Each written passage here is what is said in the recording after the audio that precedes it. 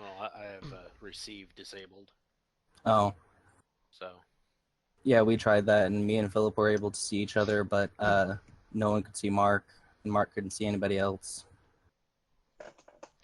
It got to be too complicated, so I figured voice should be good enough.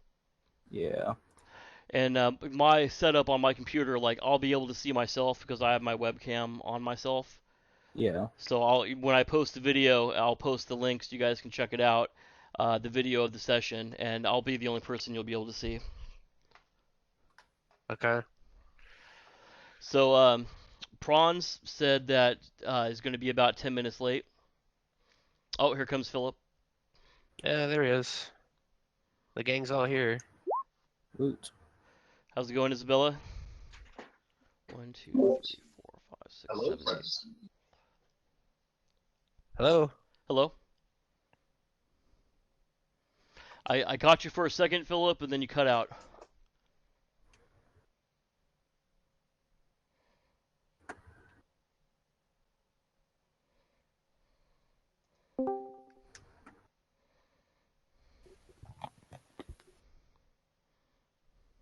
Shalom. Servus. Hi.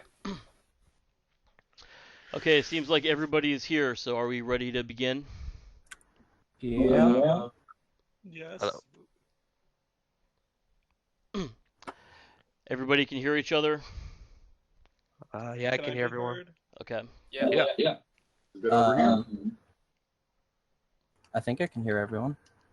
It sounds like there's an echo coming from somebody. Bronze, Everybody... I think it might be you. Yeah, I gotta adjust my microphone sensitivity to that. One sec. Okay.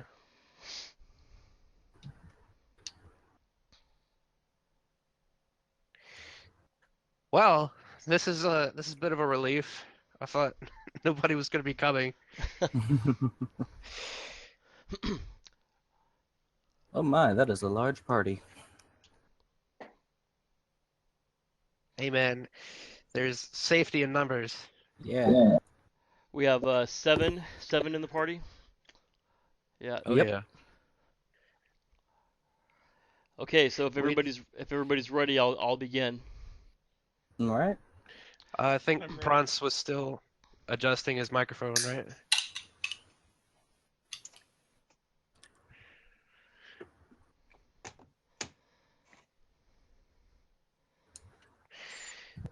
We adventure for real 24/7.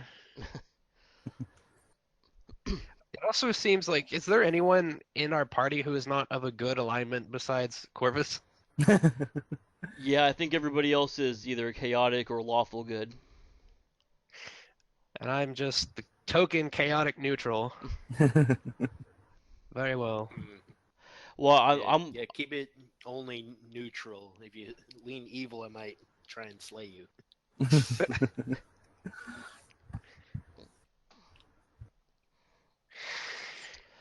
So our last episode found us with Goliath leaving the mausoleum to keep his appointment by letter at the keep, because he received that letter from the bailiff of the keep asking for assistance figuring out some sort of unknown trouble going on in the region. While Theren stayed behind, and a new member named Corvus joined, and they joined Isabella down in the mausoleum and had some misadventures down there, which resulted in the return of a dead comrade who breathed fire. After that was done, they decided to journey towards the keep to see if they could catch up with Goliath. And along the way, they met some other new friends. After 3 days of travel from the town that they were in, they made it to the keep, caught up with Goliath, and everybody has now arrived at the keep, and they're at the main gates. And that's the scene that we're at right now. It's about 4 in the afternoon, so it's sun's starting to go down.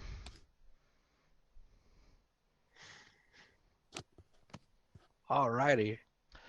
There's a guard up on the rampart over the main gate, and he calls down to you, "Oi, who goes there?" Speak up now. Introduce yourselves. Corvus isn't going first because he's afraid he might make a bad first impression. Theren can't go first. Goliath steps up and says, "Well met, and we were set up to meet at this keep to deal with these bandits you're dealing with." Oi, these are dark times indeed. I see that you're a paladin. Yes, I am. Well, hopefully you'll bring some of that holy power to help us. Now, That who is else my is down there? intent. Who else is down there with you? I think the only one I know by name is Theren. I think that's true. This here is a elf named Theren. You Is won't he hear much from him. is he but- unable to speak for himself? Actually, yes. He was slashed across the throat, and now he's mute. Well, fear I- not. I gave him a sheaf of paper so he can say hi, though. We've not seen an elf in these parts for many years. I think Prawns might be having some issues. No, I'm here. Okay. I'm just not sure if my character's here. Yeah, everyone's here. Oh, are we? So, sorry. Like I said, I missed the first session. Exactly why are we at the keep? Sorry. I know it's probably a dumb question, but What's going on is that Goliath and two of the other party members were in a town about 3 days to the east, and they were exploring a crypt down there. And while they were in town, Goliath received a letter from his temple elders that also bore the seal of the Baron. And inside of the letter was a request for him to journey to the keep and investigate some unknown trouble that's going on there that has to do possibly with bandits, possibly with the rise of goblins, which haven't been seen in the area for a while, and some other mysterious things. okay, that makes sense. And if you guys see me mute, I'm still here. It's just I mute sometimes because my microphone does echo a little bit. So Okay, no problem. Okay. Elduane steps forward and introduces herself. I am Elduane. I have training in swordplay and the arts of magic. Good. They're talents that we could probably use around here. Real quick, are we supposed to be seeing anything? Because I just see black. You should be seeing the blue, the kind of like the dark blue background with the picture of the keep. No, I don't see anything. No, we're on.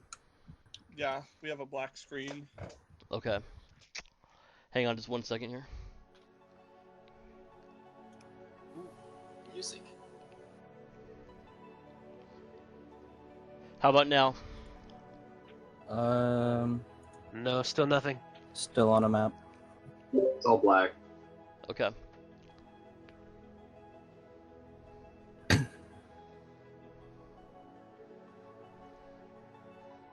Who exactly is Incas? Is he in the chat?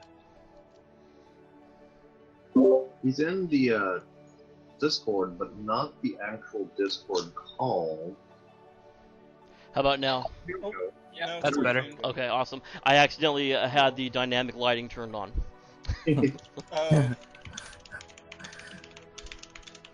So I've got a paladin down there, a mute elf, a spellcaster. What else? Who else do I have down there?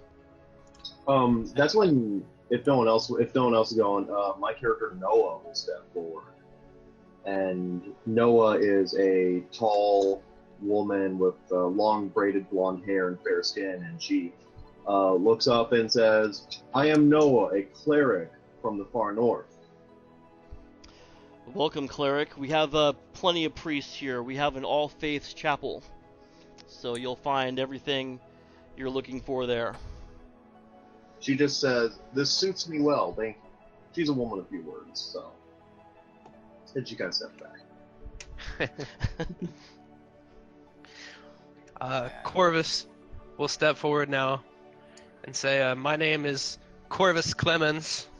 I'm a man of certain talents that are best not discussed in the open. A man of mystery. Well, our underhalls are filled with them.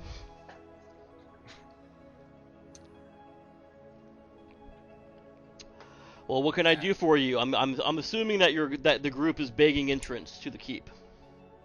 Of course. Yes, Come here to help. Come to seek an audience with the Baron so that he may set us upon ridding your lands of these mysterious threats. Well met, well met. And the guard on top of the garrison yells down to another soldier to open the gates. And so you hear the portcullis begin to open up. I think we just got a newcomer to the voice chat. Okay. Alright, we have the Incas. They've come back from the past to resettle. Awesome. Hi. Hello. Hello. Hi. I'm sorry I just joined. This is my first time using Discord, and I was only in the text channel till now. That's fine. That's okay. Welcome. Welcome to the Keep on the Borderlands, Session 1. So the portcullis opens, and another soldier beckons you through the gates, and he tells you that the best thing to do would be to wait for for word from the Baron, and he directs you down the road, or not road, I'm sorry, down the street to the Troll's Head Inn. Alright. The Troll's Head Inn. Shall we travel there? It's a small, modest, two-story building. It functions as both a tavern, bar, restaurant / rooms for travelers. And the gentleman behind the bar, he's also the proprietor, called the place the Troll's Head Inn due to the severed, mounted troll's head that's on the wall. That anybody with any reason can tell is obviously fake, since everybody knows that trolls need to regenerate before they can fully be killed. But for the cost of an ale, he'll tell you stories of the days when he was a fantastic adventurer, and he'll show you the dagger he made out of a giant's fingernail, and the buckler shield he made out of a hill giant's toenail. What is it with this guy? Giant nails. Could you repeat the name of the proprietor here? Like, I know that the place is called Trollhead's Inn, but what's the name of the guy? If you like? The name of the proprietor is Nicholas. Okay. I'll go up to Nicholas and ask him what the cost of an ale is. Well, one flagon of ale will run you 1 gold piece. And for that cost, you'll tell me how you got that troll's head up there? Well, how do you think I got it? I lopped it right off with my two-handed sword. That's doubtful. I'd like to know the story you have to tell of how you got into that situation. Well, I used to be a mighty adventurer before I became a humble tavern owner. And in the mountains north of here, I was on an adventure with a group of my fellow stout lads, and we encountered this here specimen of a troll, and we defeated it, and I cut off its head with my two-handed broadsword. Are you calling me a liar? I'm not calling you a liar, I'm just saying that my own experiences with trolls do not add up to yours. Oh, we have an expert in trolls in the house here. I would call myself an expert. It's not my first troll rodeo here. Corvus will step in between him and say, I think that's enough. Now, tell me the story of how you got that dagger made out of a giant's fingernail. Enough with the stories for right now. Do you and your lads want some ale? Maybe some mutton? I suppose so. Yes. Do you serve here? Do you serve milk? What's that? Isabella will step forward and ask for milk.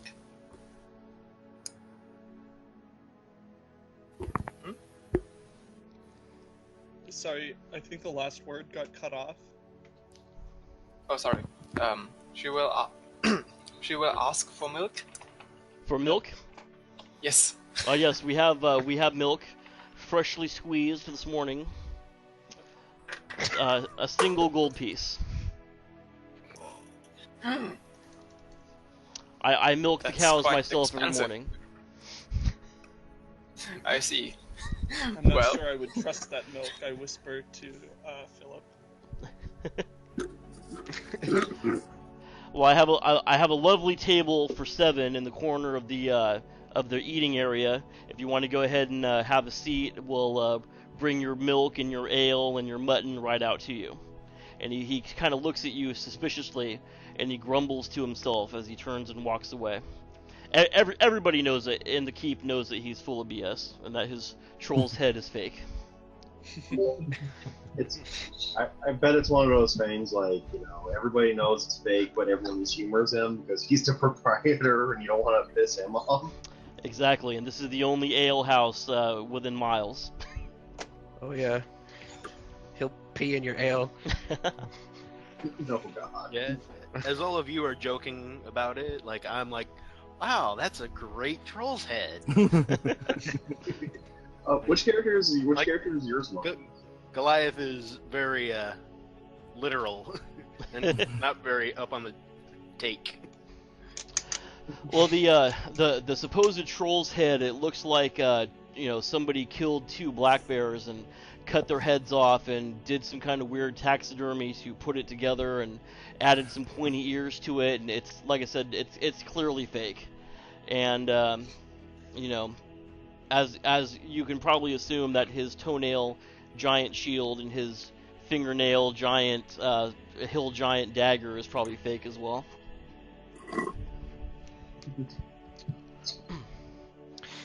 That's amazing. That's amazing. I'm gonna take a look around the room and see if I can pick out any interesting looking characters within it.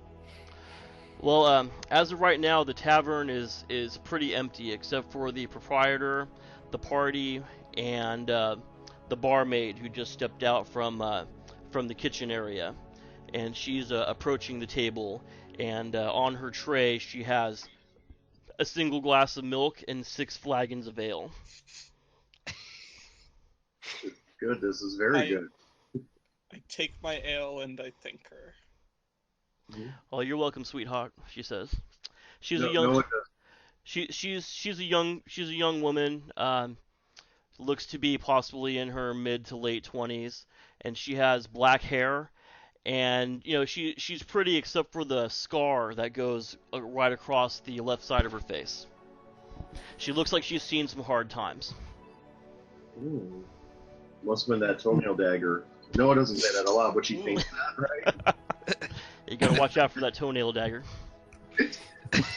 And then as you also look around the room, you notice that the furnishings are not very fancy. Typical wooden bar, wooden tables, wooden bar stools. You see a staircase that leads up to the 2nd floor where presumably the rooms to rent are. And then there's a small passageway that leads to a kitchen area, and you can hear the sounds of food being cooked.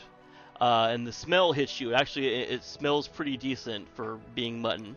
I would assume that you've all been on the road, so a warm meal after 3 days of rations would be a welcome diversion. 3 days. Yes. Yes, it will be.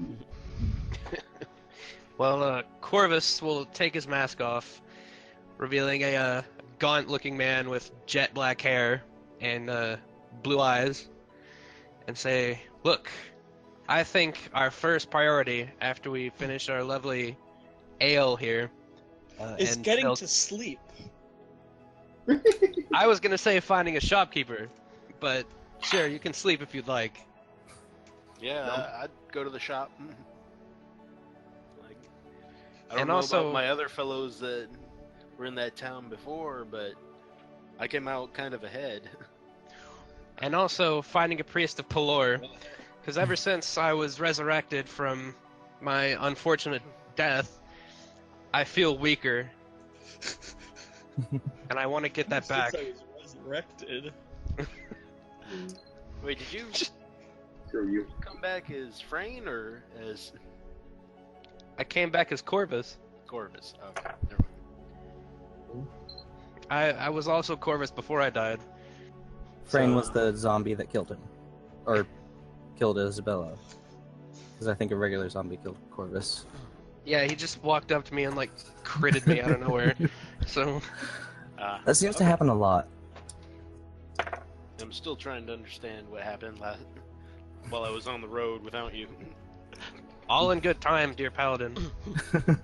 Yeah, there was a lot that happened. One of the party members turned into a complete different character, and 2 people were killed and came back to life. And one party member was taken down to 0 and would have bled out had it not been for the random NPC that pulled him out of the dungeon. Mm-hmm. All right.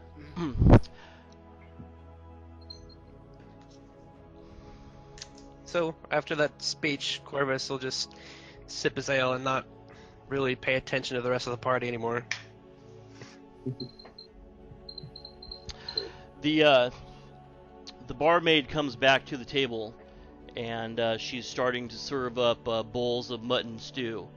And as she's serving up her food, she says, "You know, it's not as normally as slow in here as it is today. It's just today a lot of people are in mourning because the bailiff has died, and his funeral was yesterday, and his son has taken over the responsibilities of being bailiff of the keep." And with that, she sachets away to bring the rest of the party their food. I haven't heard that verb in a while. Sachets. I like that one. Sachets. Yeah, that means she's showing off the caboose, as they used to say, right? So, when she comes back, Noah will actually ask her a question. She'll say, "Was the bailiff a very respected man here? Like, was he very important to the going-ons of the keep?"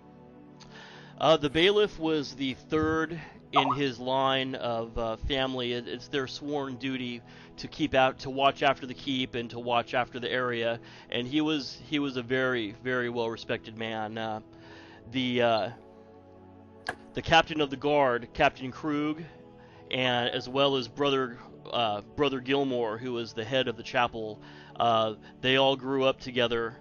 And they all fought together in the wars to clear the goblins and other humanoid species from the area. Out of character, I'm sorry, just a dumb question. What does a bailiff do in a town exactly? Are they like a judge?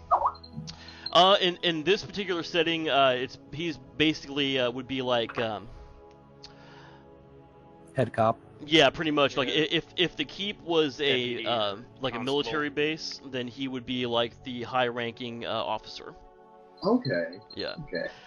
Because a little backstory that I forgot to include thus far is that the keep was actually built about a century in the past as a military outpost because of an incursion of goblins and humanoids and monsters coming from the uncharted wilderness to the north. And then after the wars were over, the Baron decided to continue and keep the keep in commission and to appoint a bailiff. Okay, that makes sense. Thank you. But of course, goblins haven't been seen in this area for, well over 50 years. And I think that part of the letter that Goliath received spoke about people seeing goblins, which was disconcerting. That's when Noah. Oh, sorry. Go ahead. Oh, I asked if the new bailiff is in any way less respected than the previous one. Well, the new bailiff is the son of the former bailiff, and he's young. I believe he just turned 18, and he just came back to the region. He was abroad for a while, and he came back with a new wife. and he's not very happy about his obligations. He doesn't want to be stuck in what he considers a backwater cesspool. I see. Are the people of the keep, are they looking to maybe find a new bailiff, or are they just going to accept kind of a half-assed individual filling the position? Well, in all honesty, what it's looking like is that the captain of the guard, Captain Krug, he's the man that the troops really look up to. Of course, they looked up to the former bailiff, but if they had to choose right now between the new bailiff and Captain Krug is the man that deserves their respect and demands their respect. I see. And we do have a small garrison of troops here, about 45 soldiers. So the keep isn't prepared if there were to be a large-scale attack by goblins or anything like that? No, unfortunately, the Baron pulled funding from the keep a long time ago because he felt it was a waste of money. So basically, the keep has just kind of been sitting here, and if something were to happen, yeah, they would not be prepared. I see. That is a shame. Maybe he would be a good person to talk to about the goblins. Noah says to the rest of the table. The bailiff or the captain? I think the captain would probably know more, but the bailiff may have some access to his father's supplies, notes maybe. You never know. I asked the barkeeper if she knows exactly what the new bailiff was doing while he was abroad. Does he have like political connections that he was gaining or anything like that? Well, so far as I know, he was studying in the south, and he ended up coming back with one of those dark-haired, smoky-eyed southern women. You know what they say about the South? See. The South is known for I do. political intrigue and sorcery, and he came back married to one of those.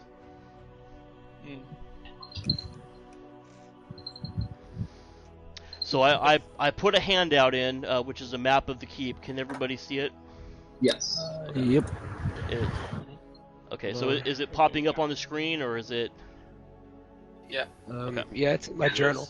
Okay, It's awesome. in my journal, but Yeah, it it's didn't right there. pop up.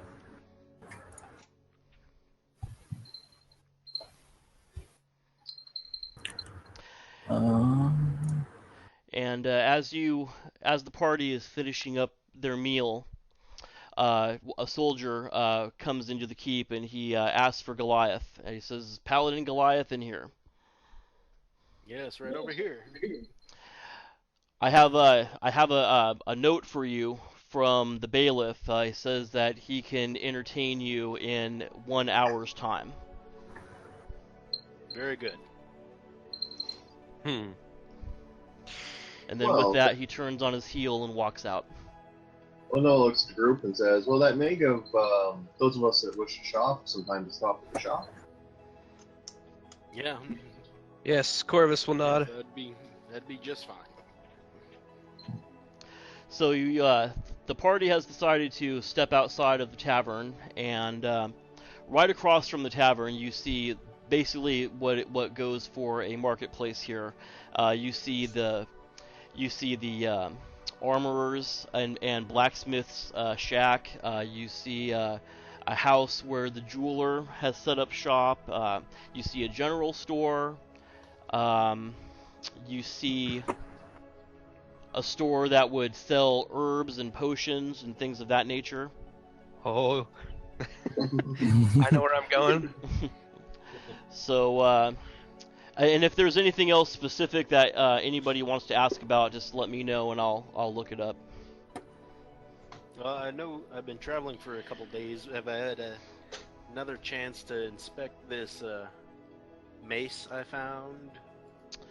The mace that you found, you're unable to decipher anything about it on your own.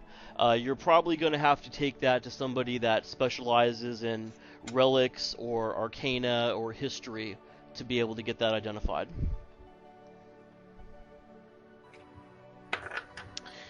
Okay, well, Corvus will head over to the weaponsmiths and say, do you have any heavy crossbows for sale? The proprietor of the weapon shop is a small, thin, pale, almost sickly-looking gentleman, and he looks at you and he says, "We haven't had a supply caravan come through here for a month. We were supposed to have a caravan come through 2 weeks ago. We have nothing, as you can see." And you kind of look around and you see that, you know, the weapon stand and the other shop areas that you can see are kind of bare and picked over, and there's not really a lot of quality around. And he says, "No, we have no crossbows. I have no crossbows, no arrows, no longbows, no short bows. I don't even have a pixie bow." A what? Never mind. A pixie bow. It's a bow that what a pixie would use, like Cupid or something. I said never mind. Well, before walking away, I say, "My good sir, would you happen to know what this is?" I show him the mystery mace that. Yeah, you know what that is? That's a really old mace. Wow, this shopkeeper is just a real funny guy. Yeah, he's kind of an ass. He's very sarcastic, and but you can tell that it's probably stress. Like, he's stressed out from the lack of business and the lack of resources. Yeah, he seems very stressed out. And then he stops and he says, I'm sorry. I apologize for being so curt. No, I do not know what that is, aside from the fact that it is a mace, but it does look, judging by the patina of the metal, it does look antique. I might recommend taking it to the chapel and speaking with Brother Gilmore about it. Very good.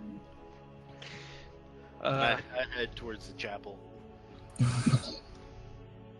Yeah, Corvus will slip out and break away from the party and head over to the herb shop and look over their wares to see if they've had any more luck than the weaponsmith.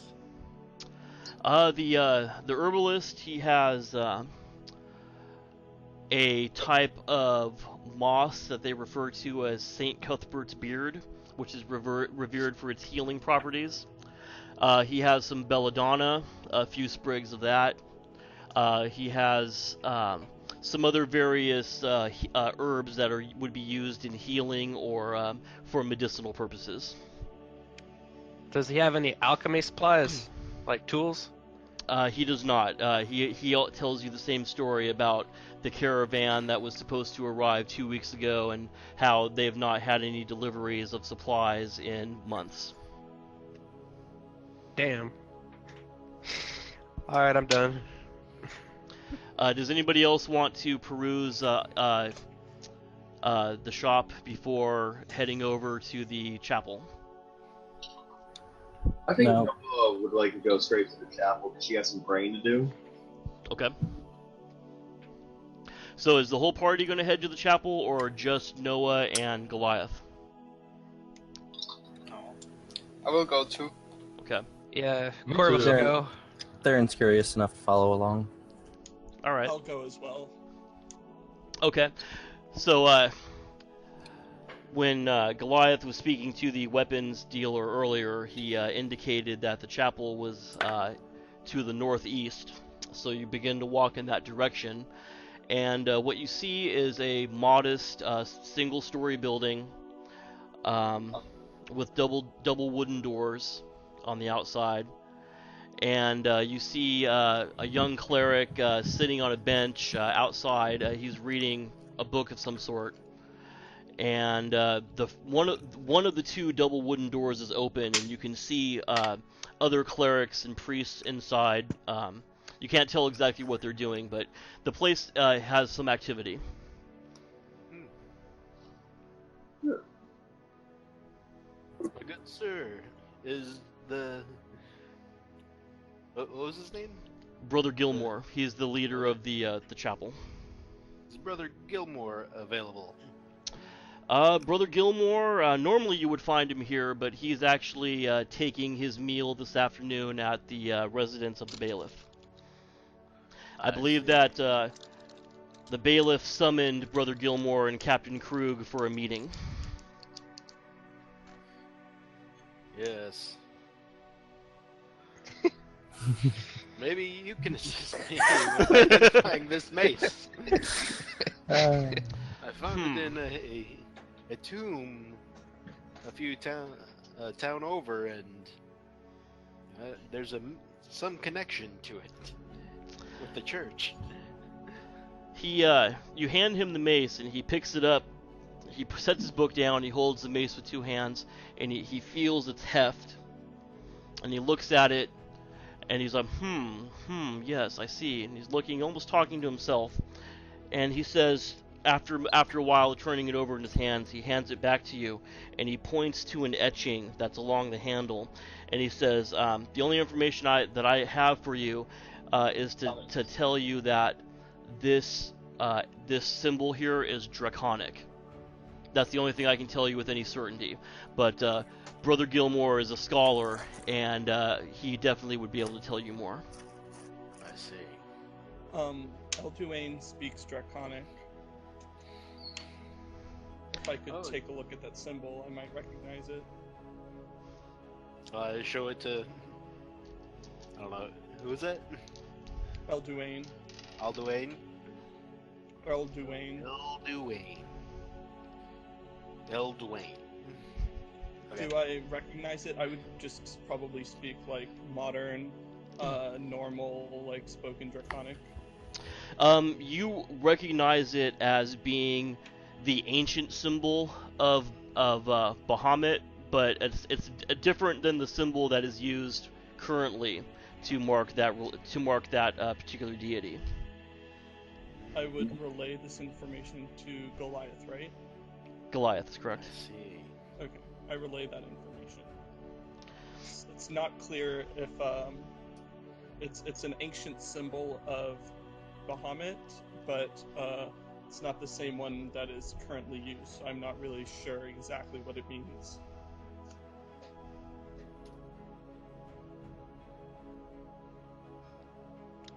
We just can't find anything we're after right now, can we?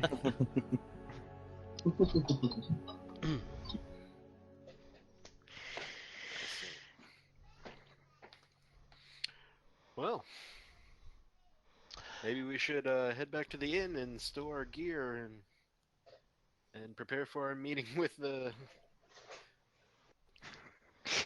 the Lord. That's a good point. Where is Theren able to store the mule and cart? There is a stable. The stable is located to the south of the tavern, and you can store the stable man will allow you to store the horse and cart there. Okay. Before I leave the chapel, I make a donation to their charity box. And the young cleric thanks you, and just as you're about to turn away, he says, "Wait, Paladin, let me see your hand." Okay. And you hold out your hand to him, and he says, "Are you afflicted?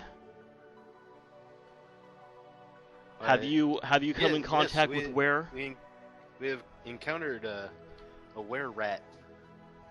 Were you bitten during our investigation? Yes. Because judging by the mark on your hand, you bear the curse of lycanthropy. I hope you're doing what you can do to get that cured." Whoa.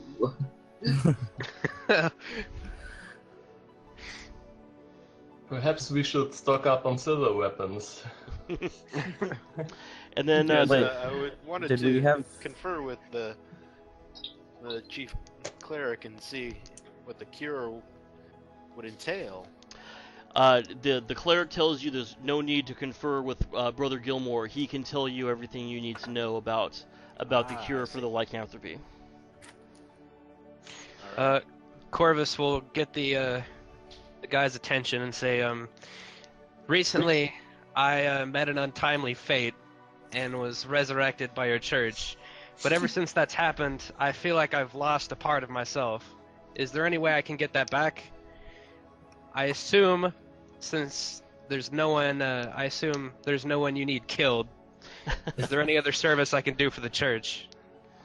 Right now, the pressing matter at hand is this paladin's curse of lycanthropy. But let me meditate on your request for a few days, and I'll get back to you. And then the cleric turns his attention to Goliath, and he says, "Actually, you're in luck. I happen to have the ingredients to make a potion of cure lycanthropy, except I'm missing one vital ingredient. The herb that I need to complete the potion, you'll find it growing in a copse to the north of the keep." How far to the north? At least a day's journey. I don't know. I don't necessarily leave the keep to collect herbs myself. There's a hermit that lives in the woods who comes and trades herbs with me once or twice a month. So I personally have never ventured to the area, but I know its general location to the north. What's About the name 8 of this miles. herb that I need? I'm sorry, say again? What's the name of the herb? It's wolfsbane. Hold on, I might actually... Nope, never mind. Oh, you have no wolfsbane? No, I thought I did, but I don't. But this is a common herb that most people know what it looks like. You specifically may not know what it looks like, because I'm not sure if you've had any medicine or herb training, but Theren would know what it looks like because of his ranger experience, and Corvus may know what it looks like due to his herbalism experience.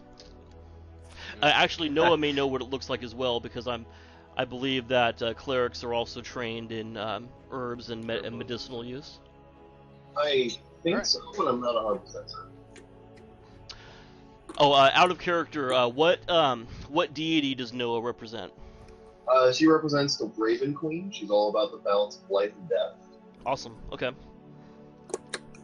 Yeah. Which, although I didn't say it, she's really glad she came here because of all the dying and resurrection and zombies and stuff. It seems like they need her help. Oh yeah, they need a cleric badly. It just so happened that the hero NPC happened to be a cleric, which is why they survived. Nice. So the young cleric Goliath, he tells you that if you're able to bring me 3 sprigs of wolfsbane, I can have the potion brewed up for you within 10 to 12 hours, and then that'll cure your condition. All right. Let me.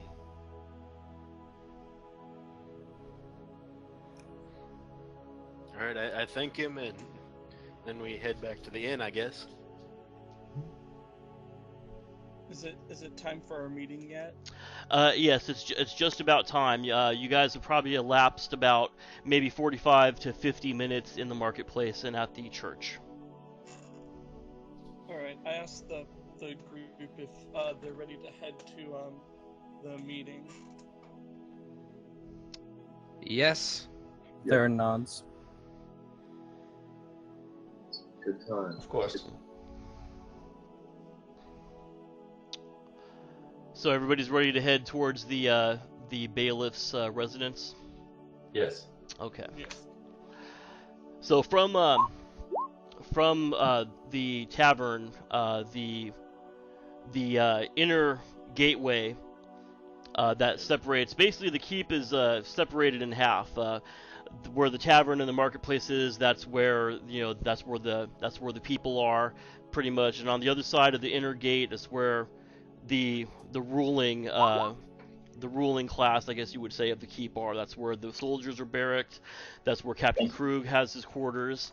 That's where the bailiff is living with his wife. The only one of the upper echelon that doesn't live behind the wall is Brother Gilmore. He lives in the chapel. So as the party approaches the inner gate, the guard on the wall, he makes a hand signal down to the other young guard who's standing next to the gate, and he opens the gate for the party, and he says, "Follow the path across the courtyard to the bailiff's mansion," and you'll see it. You see the mansion right across the courtyard. It's not really so much a mansion as it is just a really big stone house. This man knows how to live.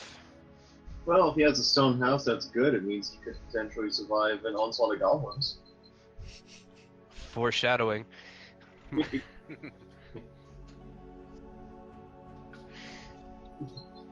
So, Corvus will wave Goliath ahead and say, "Go ahead, holy man. You're the one who has the appointment." Aye. So I go up to the door and knock. So you knock on the door, and then the sound of your knocking echoes through the inner chamber, and I don't want to say a butler, but the word I'm looking for is escaping me right now. Like a servant. Valet? A valet, yes, opens the door, and he ushers you in, and the rest of the party.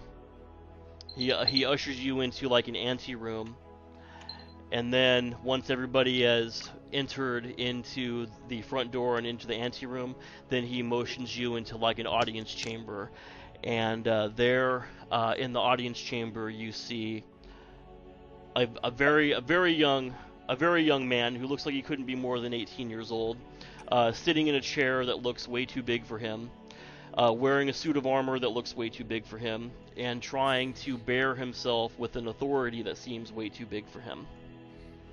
Sitting next to him, you see a beautiful, dark-haired, dark-eyed female.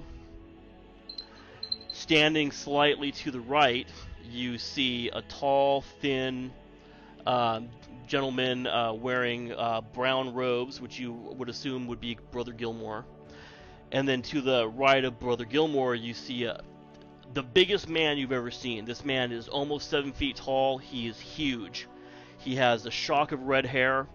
He has an eye patch covering his right eye, and he has a scar, a vertical scar that goes straight down across his eye, peeking out from underneath his eye patch.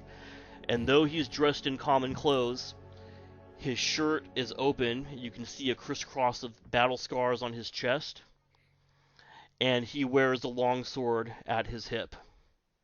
And you assume that this is Captain Krug of the Guard.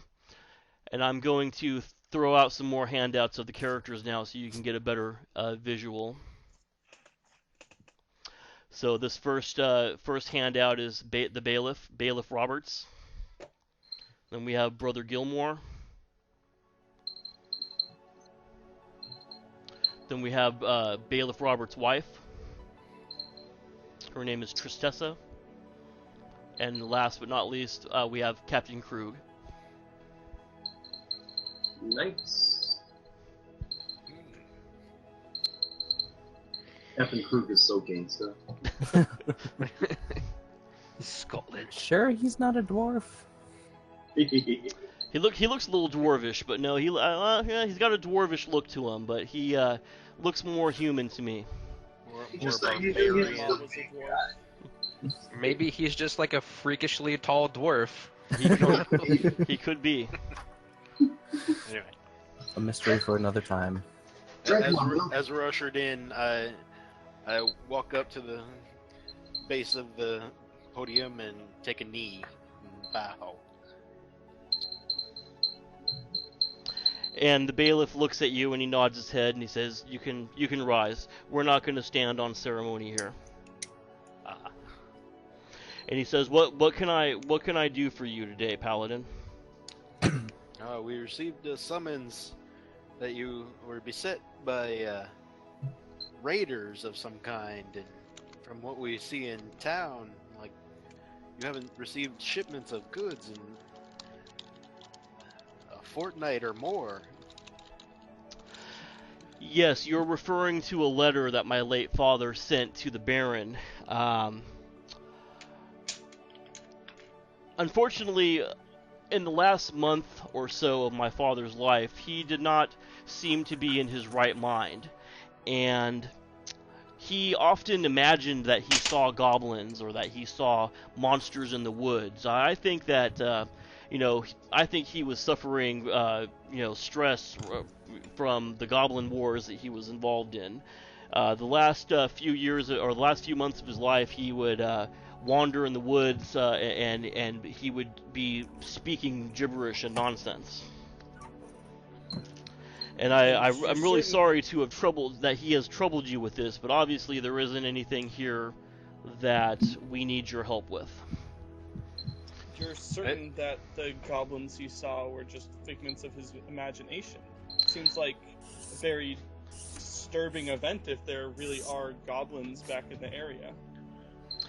And all the while you're talking, and you hear from the bailiff the explanation of his father not being right, you see Captain Krug seething with rage. You can see him physically seething and thinking to himself, that's absolute BS. Just a moment. Corvus will step forward and say, what kind of herbs grow in this area? That sounds like similar symptoms to a poison I know of. Oh, well, I don't know anything about herbs. You may want to ask Brother Gilmore that. And Brother Gilmore steps forward and he says, "How close am I to everybody?" You're probably standing about 10 feet? Yeah, give or take. The party's kind of standing together, and Goliath is at the head, and then there's probably about a 8 to 10 foot distance, and then there's where the platform where the bailiff and his wife and everybody else is sitting or standing. The bailiff and his wife are the only ones sitting. Captain Krug and Brother Gilmore are standing. Do I detect any evil emanating from the son or his wife? You do not. Okay. Your paladin sense of detecting evil does not trigger at this time. Okay. I look to was this the sergeant or? Oh, Captain Krug. Captain Krug. And I ask, what of the patrols outside the walls? Have your men seen anything? Well, my men, as you've seen, I'm sure when you came in, are a combination of green soldiers that just got out of training camp, and old men who are getting ready to retire. So I wouldn't put trust in stock or in anything that they've said. But we have an elven ranger named Arlon, and about a month ago, maybe a month and a half ago, the former bailiff sent Arlon out on an extended scouting mission, and we have not heard from him in that time. Now, it's not unusual for us to not hear from him for long periods of time, because he often takes scouting missions into the uncharted areas, but he would be the person that I would love to speak with about this. Do you know which direction he set off in? When I last saw Arlon, he had pointed his horse in a northern direction. I see. And as you're speaking with Captain Krug, Corvus, Brother Gilmore says to you that there are several herbs that grow in this area. Most of the herbs that grow in this area are used for healing and used for medicine. But to those with ill intent and ill knowledge, some of these same herbs can be turned to poisons and methods to hurt or intoxicate. I see. He'll ask, is there a place where you can get pufferfish venom around here by any chance? I don't know. I couldn't tell you anything about pufferfish venom. I've never seen a pufferfish myself personally. What about Jimson weed? You might find some in the copse that is north of the keep. Out of character, since he's aware of the poison that I'm talking about, is he allowed to share that information with the rest of the party? Since the bailiff is aware, or since the Brother Gilmore is aware of the poison, or? Since Corvus is aware of the poison. Yes, if you wish to share that information, you can. Okay, Corvus will turn to this party and say, my friends, this sounds like a particularly nasty poison I'm aware of called Daemon's Ash. It's an infamous poison among us, herbalists. He'll make air quotes. Or like alchemist. And one of the main symptoms is experiencing visual and auditory hallucinations. From what the man was telling us about speaking gibberish and all, it sounds like that may be our culprit. But I would need to know more information to be sure.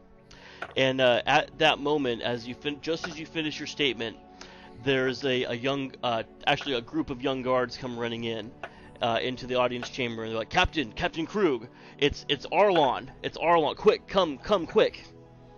And they run out of the room, and Captain Krug runs after them. Let us go. Like, we have to see what's going on. Yeah, Goliath gives chase. Yeah, I'm following as well. Theron's following. Corvus will follow.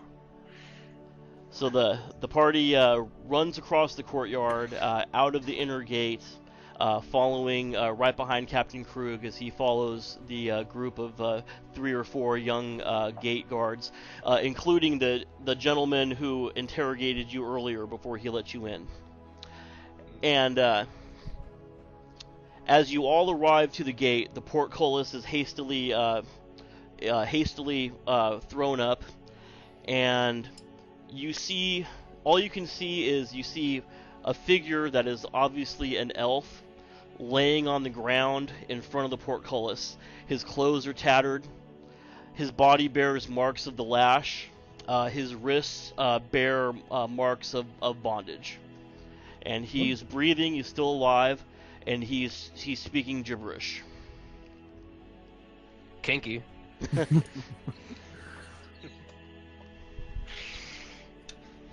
I can't remember if I put it in the obvious symptoms. Does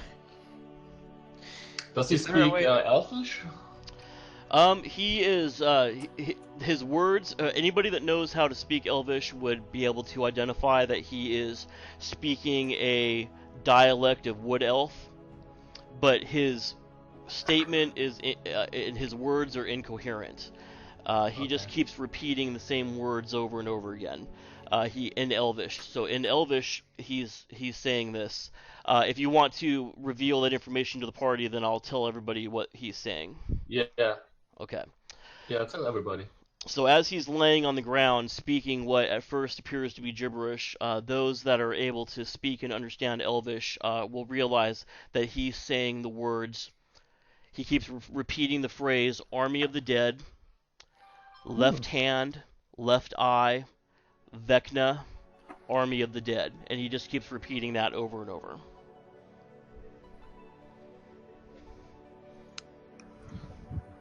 Interesting.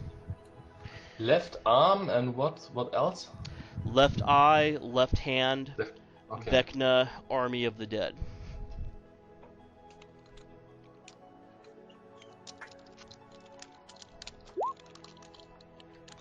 And then he lapses into unconsciousness.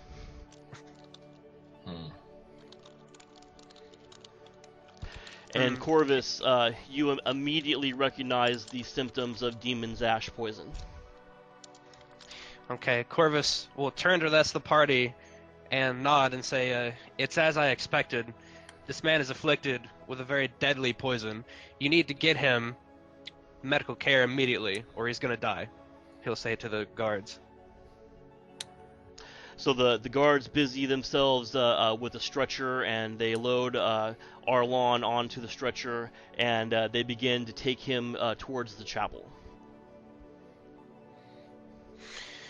And he briefly regains consciousness, but the words he utters are the same words that he was uttering before. I asked Corvus, what kind of healing does he need? I have potions, or I can use my power as a paladin to... Corvus will interrupt him and say, none of your potions nor your holy powers are going to help this man. unless you know how to cure poison. Ooh, wait. Theren might have antidotes. Yeah, but I wouldn't- also have an antidote somewhere. Would that be a common thing? That Well, we got it in the other town. so it's probably they have it, and it's not useful to give up ours for. The antidote would be a common thing, so they would definitely have some in the chapel or be able to quickly prepare it. This poison is there is no antidote though. Oh, That you're aware of. Even Corvus is not. It does not know for sure if there is in fact an antidote to this poison. okay.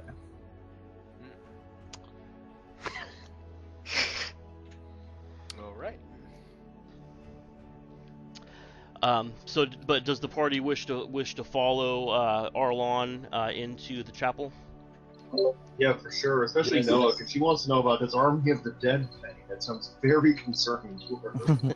Yes. So the party rushes after Captain Krug and the gate guards. They bring the stretcher that contains Arlon into the chapel and then into the inner chamber where the priests and Brother Gilmore make their beds, and they lay Arlon down, and immediately Brother Gilmore is on the scene, and the cleric that told Goliath earlier about the lycanthropy cure. They're mopping Arlon's forehead with rags and water, trying to pour water into his mouth. Brother Gilmore says that he is severely dehydrated, as well as bearing the marks of torture and the marks of being tied up and held under restraint. And Noah actually happens to notice, nobody noticed this before, but Noah actually happens to notice that both of Arlon's fists are clenched, but it looks like there's some sort of parchment in his clenched fists. Noah tries to, if she can, she'll try to pull the parchment out of his fists, gently. Doesn't want to tear it or anything. Yeah, his grip is very weak as he's losing control over his central nervous system and musculature. Corvus knows this because he's familiar with the effects of the poison. But you tell in the weakness of his grip and how you're just able to kind of gently spread his fingers to take the parchment out. And what you have, he's clutching a map in each hand. So I'm going to go ahead and this is the first map that he had in his hand, and this is the map he had in his other hand.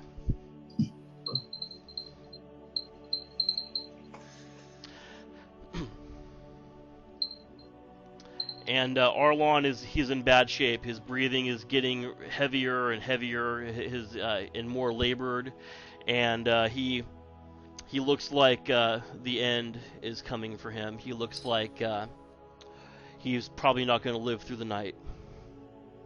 Well, in that case, Noah will start saying her prayer. After she'll hand the maps to the rest of the group so they can examine it, but she'll busy herself helping say prayers for this man who's dying. Okay, so Noah's going to join the clerics and priests with their healing and praying duties, while after handing the map over to the rest of the party. Can everybody see the I will handout? briefly. Yeah. Yes. Yes. What to represent? Can we? Do we know where it is? This map? I know I can tell that the keep is directly south of the compass, and northeast of that, on the other side of the map, is what looks like the second map, and the second map is just a blown up portion of the first map. I don't know if Theren. Yeah, I think Theren would be able to tell that. Yeah, he would definitely be able to tell that, especially considering his tracking experience.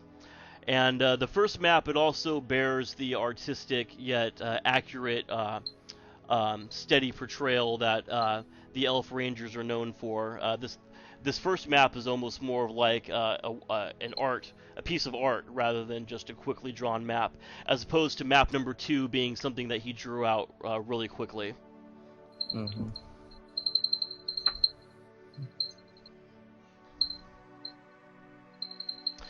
So yes, map number 1 would definitely be a map of the area.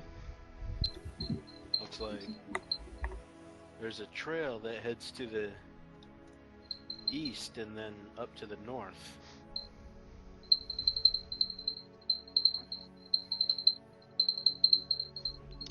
And at this time, Bailiff Roberts comes walking in, and he says to Captain Krug, "What is the meaning of this? What is going on here? Who is this elf?" And Captain Krug says to him, "This elf is Arlon. This is one of our finest scouts. He served your father and I for years." And the Bailiff Roberts looks, and he looks at his wife, and his wife has a look of scorn on her face, and he kind of adopts the same look of scorn, and he says, "Oh, my father was known to hire any riffraff." And you can tell in his attitude that he doesn't care much for elves, and he probably doesn't like anybody, but he definitely doesn't care for elves. And Captain Krug, he gets angry, and he turns to the bailiff and he says, "Your father had a reputation for hiring anybody that was fit for the job, be they man, elf, or damn kobold." And he says, "Arlon was the finest damn scout and ranger I've ever known in my life." And he turns around and storms out of the chapel.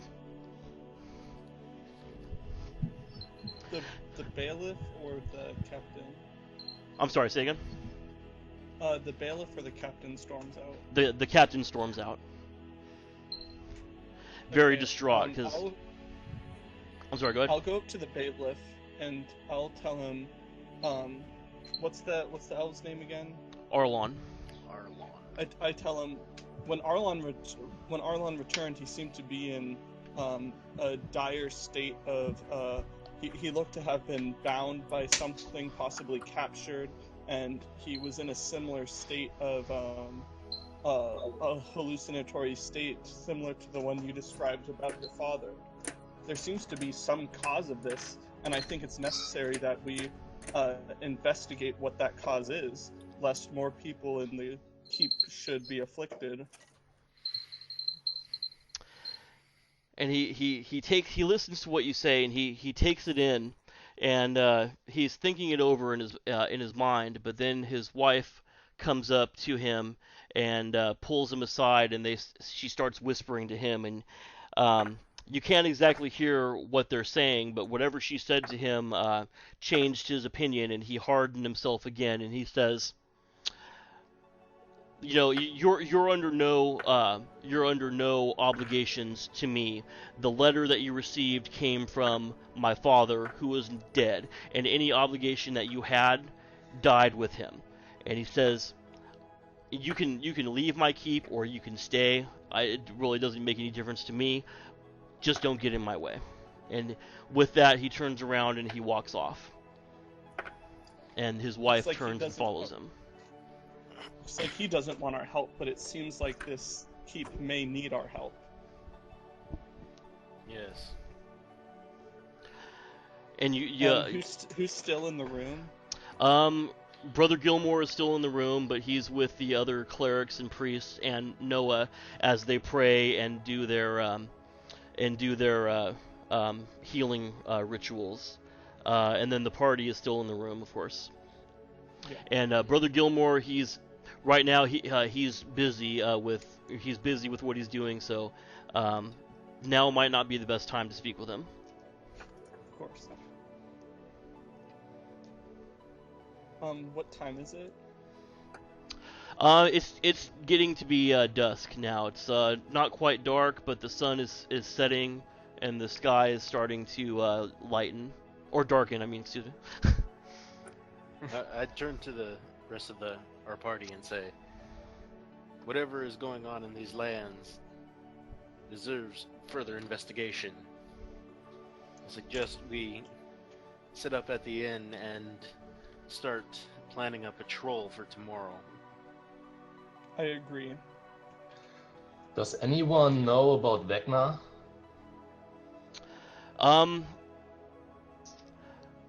Who out of the party, who has the highest wisdom and intelligence? My intelligence is 17. Okay. My wisdom is 7. Okay. So I want whoever has the highest intelligence to roll an intelligence check, and whoever has the highest wisdom to roll a wisdom check. Alright. The checks are D20, right? Yeah. And we're rolling under, and you So can subtract your modifier. That's correct. That's what I was gonna say. Sorry. Or That's all right. add your modifier to your number and then under that. Alright. Success. So I will roll for intelligence. Yes. So that's okay. That's a successful check. Really? Nobody has a higher wisdom than 11? Oh, wisdom.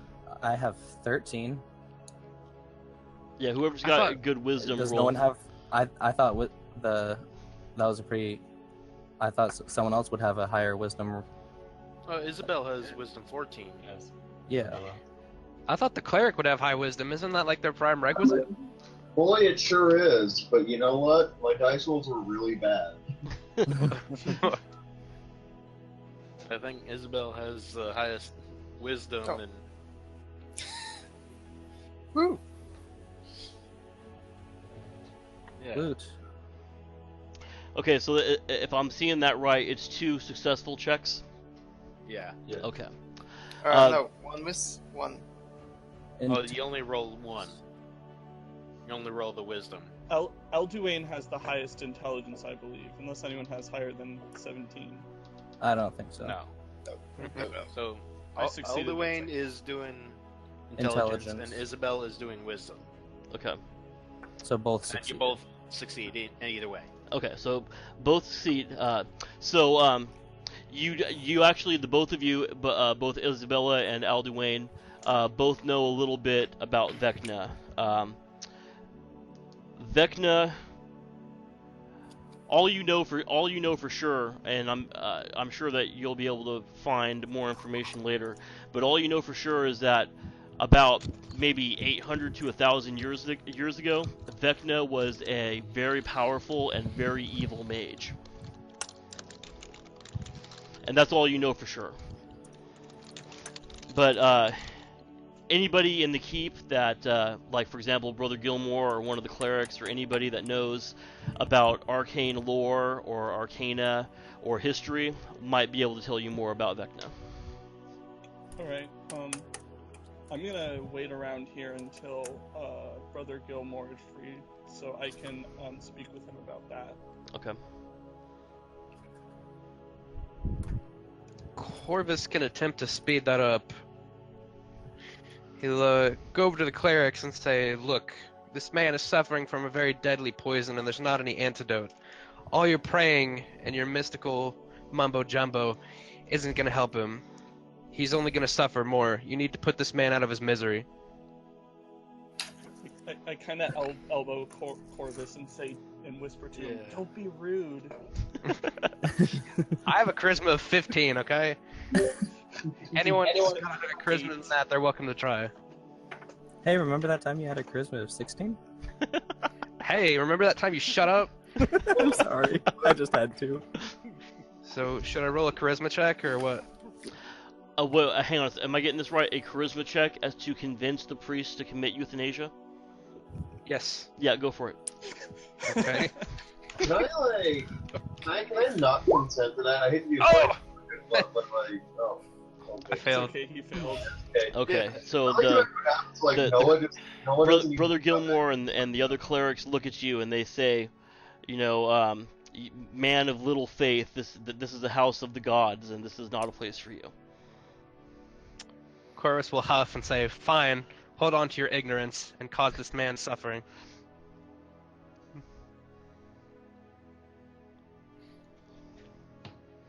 and they continue about their business. But you can hear Arlon's breathing become a death rattle, and you hear coming from the bed where he's lying. And after about 5 minutes of then you hear nothing but silence. When I hear the breathing, I will like to go to him and speak Elvish to him and say, "You will meet our ancestors soon, my friend." And for a moment, he before he passes, he looks at you with a look of gratitude, and then he rattles, and then he dies. I'm sorry, that's not funny. Well, you know, we just met this NPC, and so, but Arlon is dead. He is gone.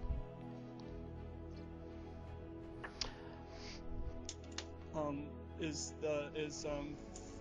Brother Gilmore doing any death rites for him, or is he free to speak now?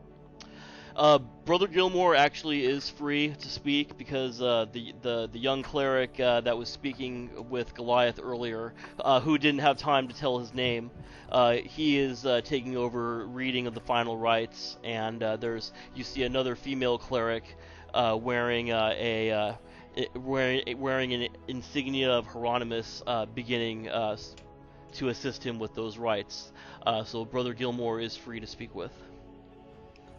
I approach Brother Gilmore and I tell him that before he died, he was in a hallucinatory state, and I picked up some of the words that he was saying in Elvish, and he mentioned the words left eye, left hand, army of the dead, and Vecna. Now, I know a little bit about Vecna, but I'm sure an individual learned in religion, such as yourself, has much more information. Do those words hold any meaning to you, or can you share any additional information about Vecna with me? While you were speaking with him, as soon as you mentioned the word Vecna, you see the color drain out of his face, and a look of surprise, and his eyes open up wide as if he's been shocked by an electric wire, and he says, "This is not the place to speak of this. Come with me into my private quarters." Follow him into his private quarters? Now, is it just you, or does the rest of the party want to follow? I will follow. Okay. Goliath wants to go in. Yeah, I'll go. Unless Stop Theron's following. Okay. So as Brother Gilmore opens the door to his private chambers and walks inside, the rest of the party follows him. And after the party is through the doors, Brother Gilmore closes the door behind him, and momentarily you're engulfed in darkness until he strikes a flint, and all of a sudden a candle flames. And he turns around and he says, "This man said Vecna before he died? Are you sure about that?" I'm certain. I heard it myself. My other elf companion can confirm this. Yes. And what exactly, again, did he say before he died? He was just randomly saying left eye, left hand, army of the dead, Vecna. Correct. I see. This is very, very disconcerting news. And he sits down in his chair, and he puts his fingers together like a steeple in front of his face. And he says, after a long moment of silence, he says, "Are any of you familiar with the legend of the Maimed King?" No. Would any of us be familiar with the Maimed King? No, I said that for dramatic effect. Yeah. I'm not aware. Nobody in the party would be familiar with this, so I would assume that they would either say no or say nothing. And, Corvus will say, I've maimed a few kings over the years, but I'm not familiar with the tale of a maimed king. Not a specific one. Brother Gilmore stares into the candle flame, and he's silent for a few moments. And finally he says, "The Maimed King is one of the other names or titles that Vecna was known by. Vecna was an extraordinarily powerful mage who gave himself over to dark magic, and some say he became a lich, others say he just became evil. And he ruled in the south for 150 years, and untold numbers of people died under his regime. There was a time when a village elder went to Vecna's sanctum and asked him to spare his people. Vecna took him prisoner, and while he was holding the town elder prisoner, he sent his troops into the town to kill and behead every single man, woman, and child in the town, piled up their severed heads in a corner, and then allowed the town elder to see that as an example of his mercy. That's just one of many stories about Vecna and his evil. And finally, Vecna was opposed by a group of heroes that were led by a paladin who rode a white dragon. And after a long battle, these heroes finally succeeded in destroying Vecna. But they feared that Vecna's group of followers would bring him back to life, so they decided to destroy Vecna's mortal remains. So they created a pyre, and they put Vecna's remains on the pyre, and they burned him until he was nothing but a pile of ash and bone. And then they ground up his ashes and bones and spread them against the four winds. But the only thing that wouldn't burn were Vecna's left eye and his left hand. And as a matter of fact, the flames and the fire actually kind of, according to the story and according to my teachers, the flames crystallized Vecna's eyes, and his left eye, and turned it into a sort of a gem. And Vecna's left hand was unburned and undamaged and unable to be destroyed. And the cleric and the mage in the party of heroes did everything they could do to try to destroy these two items, but they were proven to be indestructible. So the left eye and left hand of Vecna were hidden someplace where his followers could never reach them.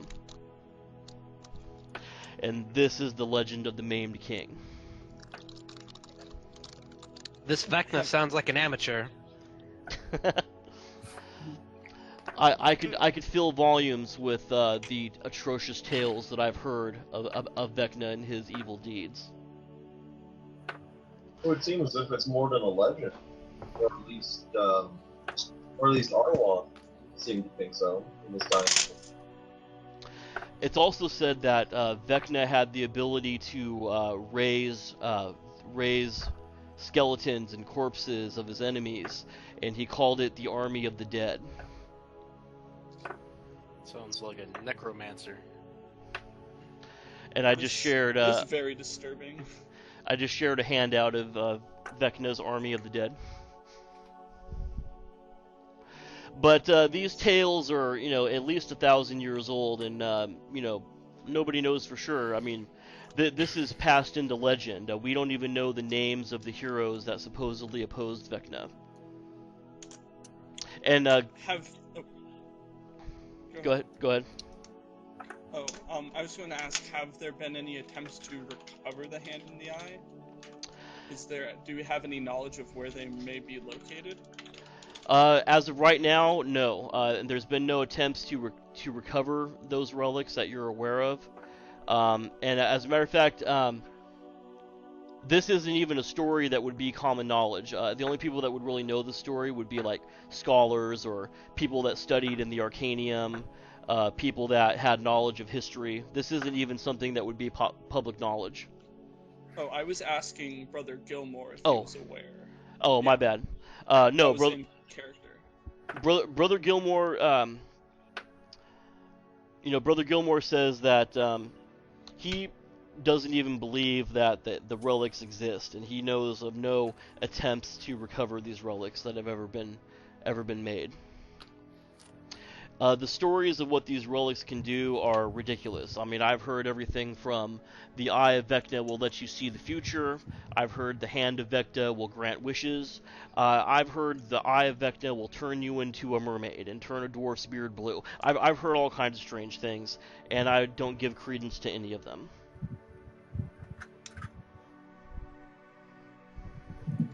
Well then, let's hope they aren't real, because it seems our elf friend had a run-in with something related to Vecna and these artifacts.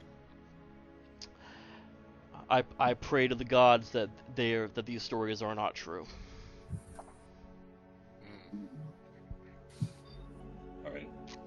Elduane's ready for bed after that story. Right?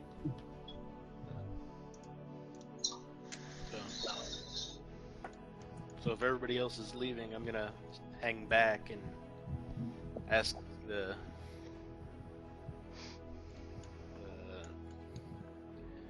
Brother Gilmore if he can help me identify my mace.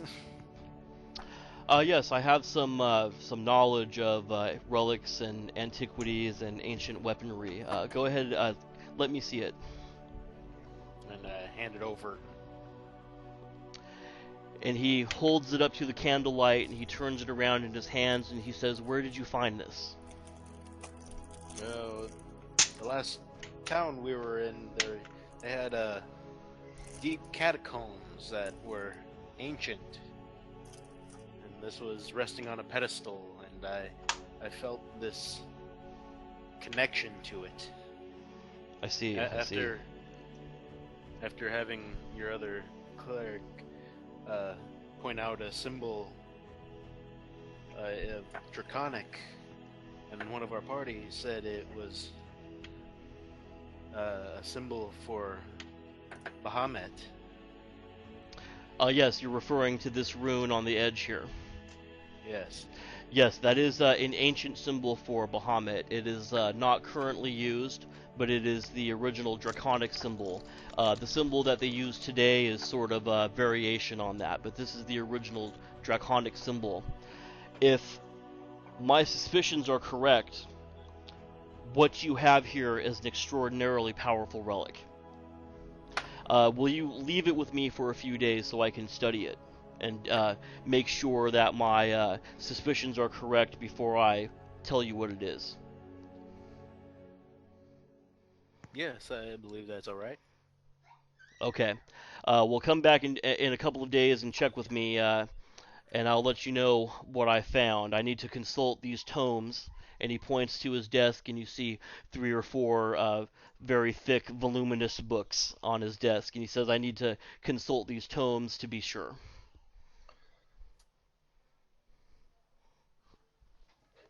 All right.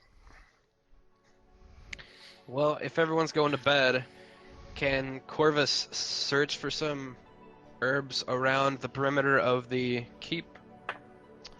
There really isn't anything around the perimeter. It's just like the keep is built up on top of a hill, and the only foliage that you have seen on your way up were like grass and simple weeds. But if you want to roll 3 intelligence checks, if you're successful, we'll see what you find. Okay.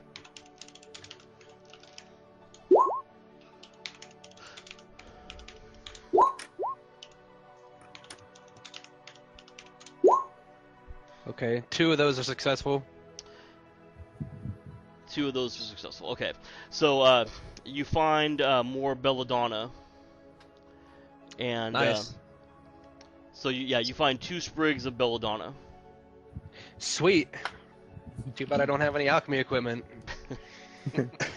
Since all my belladonna poison requires is a mortar and pestle, can I improvise and just like smash it between 2 rocks for a little bit? Yeah, you're able to find some rocks near the perimeter of the keep, and the rocks are smooth, and you can use them as an improvised mortar and pestle. Okay, Corvus will take that to the tavern and say, are there any rooms for long-term rent here? The shopkeep or the barkeep is he's wrapping up telling his story about his severed troll's head to one of the young recruits who looks like he just got out of boot camp. And when he's done telling his tale, he looks over at you and he says, I'll go ahead and rent you a room for a week for 20 gold pieces. That includes meals, though. A daily meal. How about 10 gold pieces?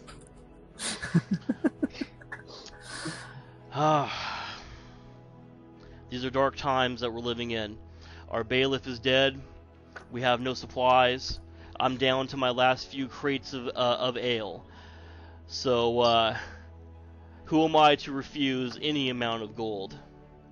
But Okay. I just want you to know that, when I was an adventurer, I would take my giant's toenail shield and my giant's fingernail dagger and go slay a troll and find thousands of gold pieces.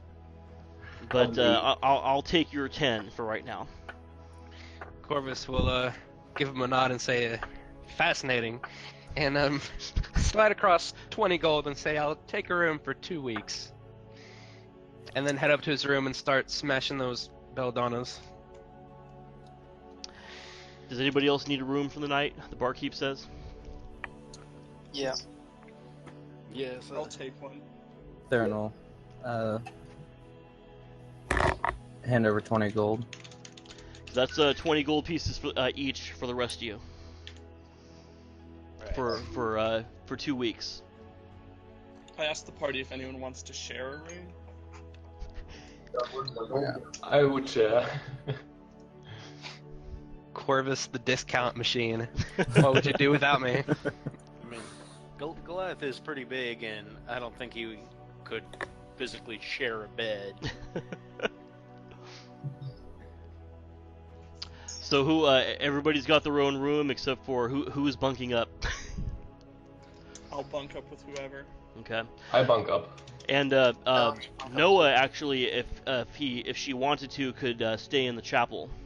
Yeah, I think that's what'll happen because I think I have no gold. I think I spent it all. Yeah, I literally only have 18 gold, so kind of too off from getting my own room. Well, anybody Just rent it who's for a week. also anybody who's poor and does not have the room fee is welcome to stay in the chapel or to camp out in the woods overnight. How much does it cost if you share a room? What did we say? 20 gold pieces. So if you're sharing a room with somebody, it would be 10 each, or split down the middle. Because who are you in game again? Who is who in game? Incas. Me, I'm Adnan Weisjor. Adnan, I'd be willing to share a room with you. Split the cost 50-50. I only have 8 gold pieces left. I suppose I can spend 12 and you 8, but you owe me later. Okay, well enough. All What right, a and what a lawful good thing of you to say.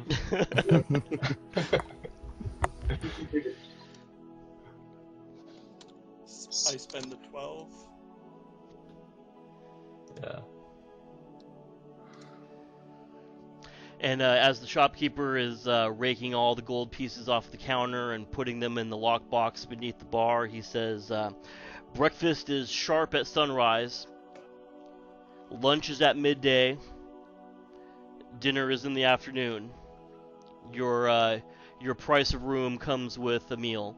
And for the ones that are sharing, we won't split hairs and say you can only have half a meal. But Thank ale... you so much. Oh, Ale, you buy yourself. There's no free ale still here. a gold piece. Certainly. I head up and get ready for bed.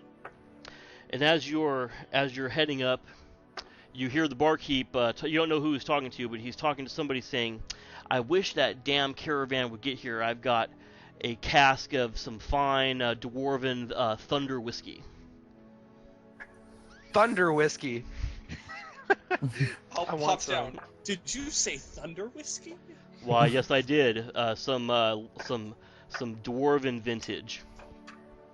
Of course, Very you know nice. it's on the caravan. That never showed up. Do you I, have any idea what happened to this caravan? Well, to be honest with you, no one knows for sure, but no one has gone out to scout. News has gotten through the whole entire keep of Arlon and his return and his untimely passing. So if anybody would know, or would have been the person to ask, it would have been Arlon. But nobody in the keep or any of the soldiers, to your knowledge, has ventured out to sea. Well, if I happen to have the time, I'd be certainly willing to take some time to scout for it if you'd be willing to share that. What was it again? Thunder whiskey? Oh yes, finest dwarven thunder whiskey. Oh yes. If you could share that with me, I'd be willing to take some time to investigate. Well, we'll see. We'll see. If you decide to go and investigate and you find something substantial, then I might be able to part with a bottle of this extraordinarily rare thunder whiskey from the deepest dwarven mountains. That's good enough for me. I prefer lightning vodka myself. But no, what you have to understand is that in this time period, elves and dwarves are rare. So their relics or their creations or wares are very valuable.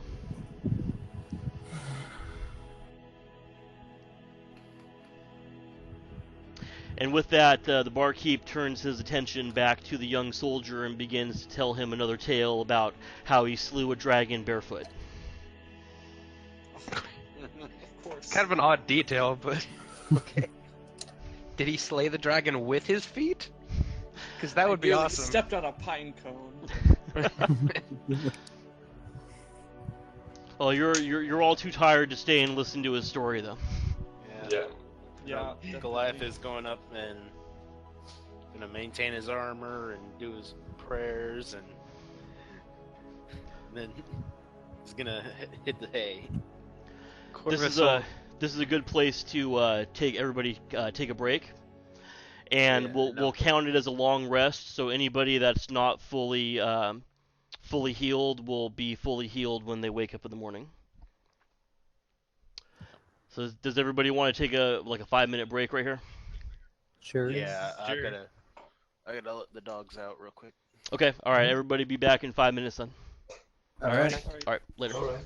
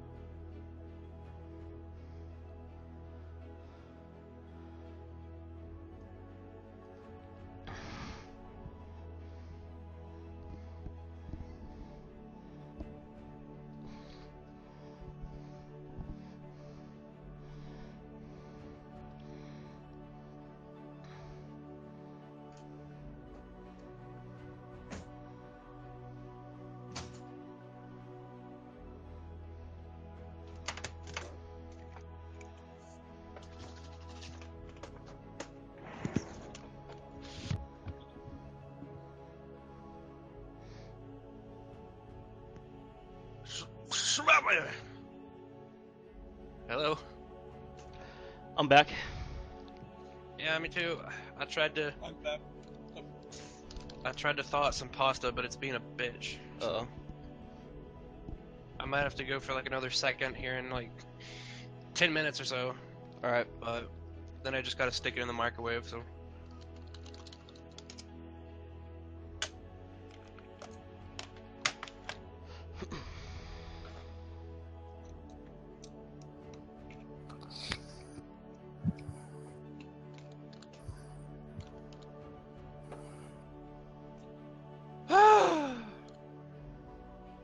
My first poison of the game. I'm happy.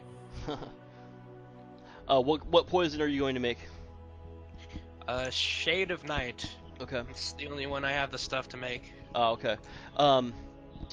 Can you like message me like a quick list of other just a list of other ingredients you'd be looking for? Because I don't have your poison list in front of me right now.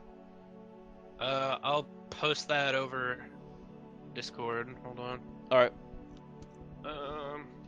Export files. Just so that I can know what herbs you might find if you guys go to the cops. Alrighty. Yeah.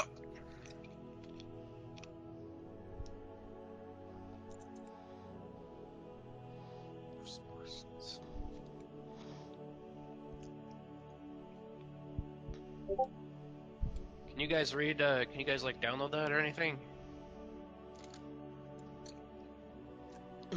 I'm downloading it right now. Alrighty. Anyone else can look at that if they want to. You could just like say Corvus stole some of Theron's paper. Gave everyone copies.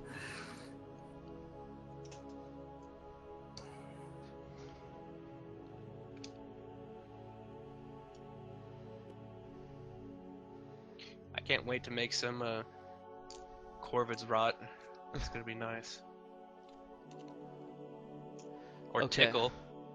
I'm proud of Tickle. Okay, I got some. Okay, I've got a list of. Okay, so now I know what types of things you may find if you guys go to the cops. Okay.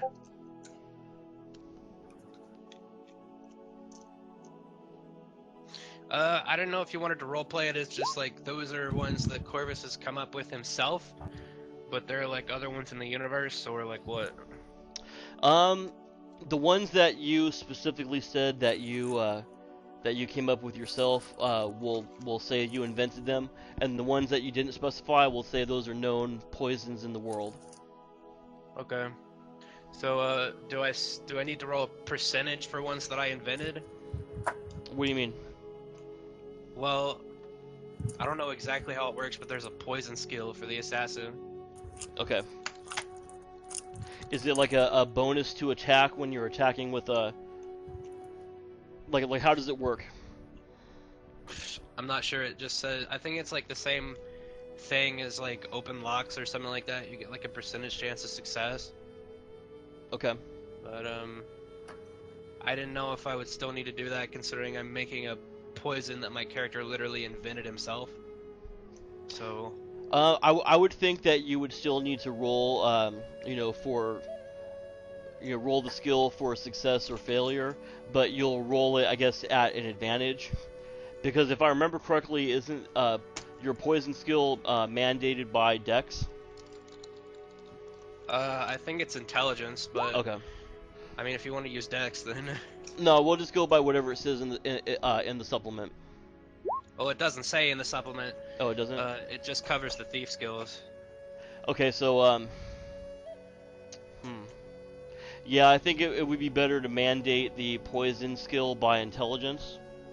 But then Okay. if you're going to be, like, say you're using a poisoned weapon, so get this, if you're using a poisoned weapon or poisoned arrows or what have you, then we'll use your dex bonus. If you're trying to slip the poison to somebody, then like depending on what the situation is. So if you're trying to slip it to somebody, we can do dex. If you're using weapons, we can use your dex bonuses. If you're trying to trick somebody into drinking it, charisma. We'll figure it out when we get to it. Okay. Because I haven't really fully I haven't really fully gone over all that in my head yet. It's not necessarily the poison that determines what you roll, but how exactly you're like giving it. Yeah, exactly. And then based on how you're giving it, we'll come up with the appropriate skill check. Okay.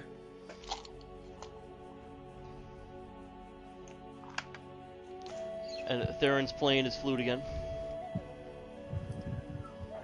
He plays it every night. I like that song. Is that the only flute music that you were able to find? I found a Naruto theme music that was okay, but I didn't really want to use a Naruto. Yeah. Believe it. No, I like this song that you shared. I actually have it saved on my YouTube playlist. This is just a favorite song of mine, and I think it's a good voice reference for Corvus as a character personally. The male singer, anyways. Oh, Human Mind's really good. What? Unfortunately, I said Human Mind's really good. Oh yeah, that's one of my favorite songs of theirs. I used to run like a steampunk club in college, and we used that a lot. Oh, cool. Yeah, but then I realized that I hated college. XP for role playing? I'm sorry, say it again. Did we get any XP for role playing? Oh, hell yeah, yeah, you guys... I'm really close to leveling up.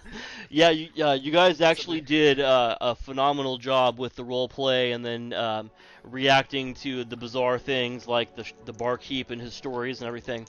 So let me roll a chart right here and see what we can come up with.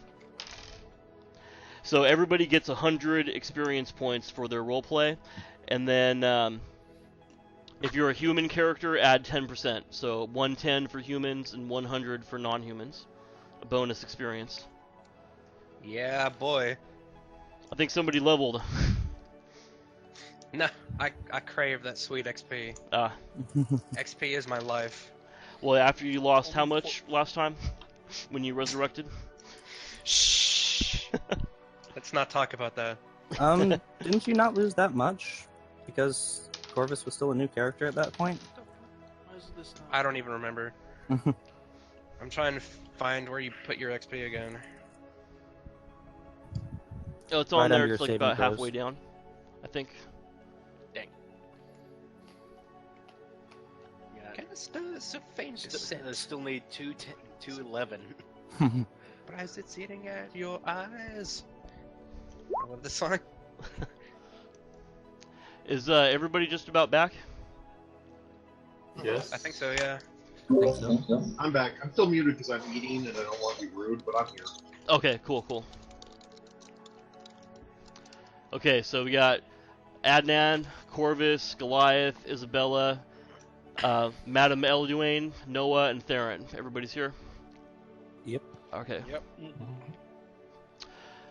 Alright, so, everybody wakes up when the rooster crows. I know that sounds cliche, but the sound of the rooster crowing wakes everybody up, and you look outside of the windows and you can see the sun beginning to rise. You can smell the food coming from the kitchen. You can smell the eggs, and you can smell the bacon crisping, I should say. And you can hear basically the hustle and bustle of the tavern coming alive.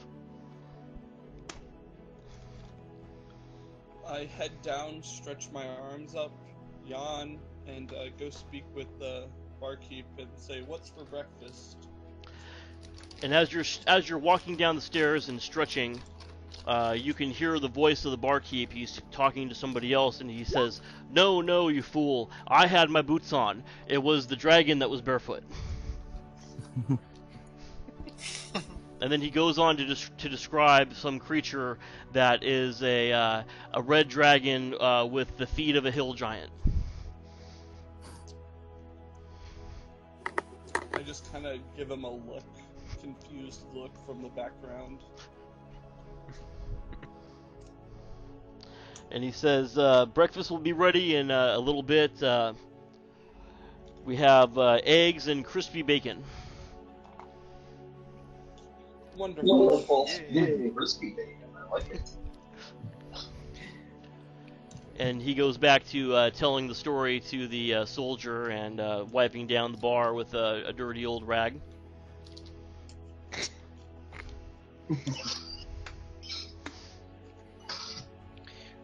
All right. Corvus will fight the temptation to slip him a little bit of poison and Oh my god. walk downstairs and get some bacon and eggs. So everybody that's awake and has come down so far from the party, they're all beginning to assemble at the large table in the corner that you sat at the previous night. It's like a large circular table with 7 chairs. And the barmaid comes up and she says to you, Corvus, how you doing this morning, darling?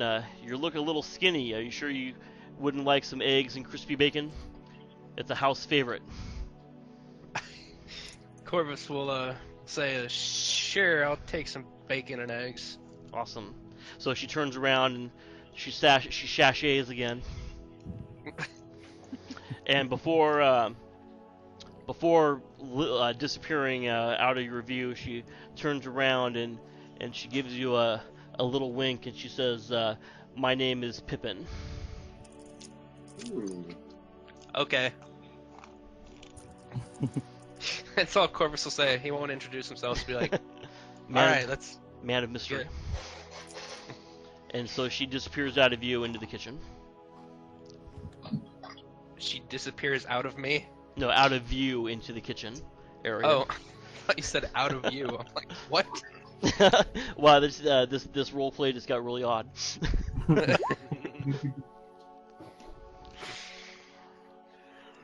So, is everybody else awake yet and starting to funnel downstairs? I think so. Goliath was just finishing up his prayers and comes down and his armor's all polished. And he goes over to the table and says, "Where's the food?" It'll be ready soon. Indeed. This is my food. Can't have any.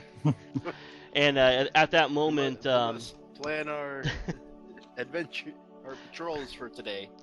At that moment, Pippin reappears and she's holding a tray with 7 flagons of ale. And then she looks at Isabella and says, "Wait, ale or did you want milk again, sweetie?"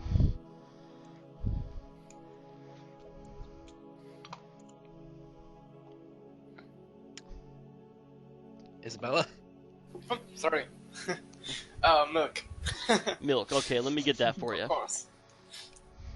So she takes away your I'll flagon take of ale the- and she comes back with a glass of milk and she says, "Breakfast will be ready for you fellas in just a little bit. We had to feed the barracks first, so they got the first crack of the food, but your plates of crispy bacon and eggs will be right up."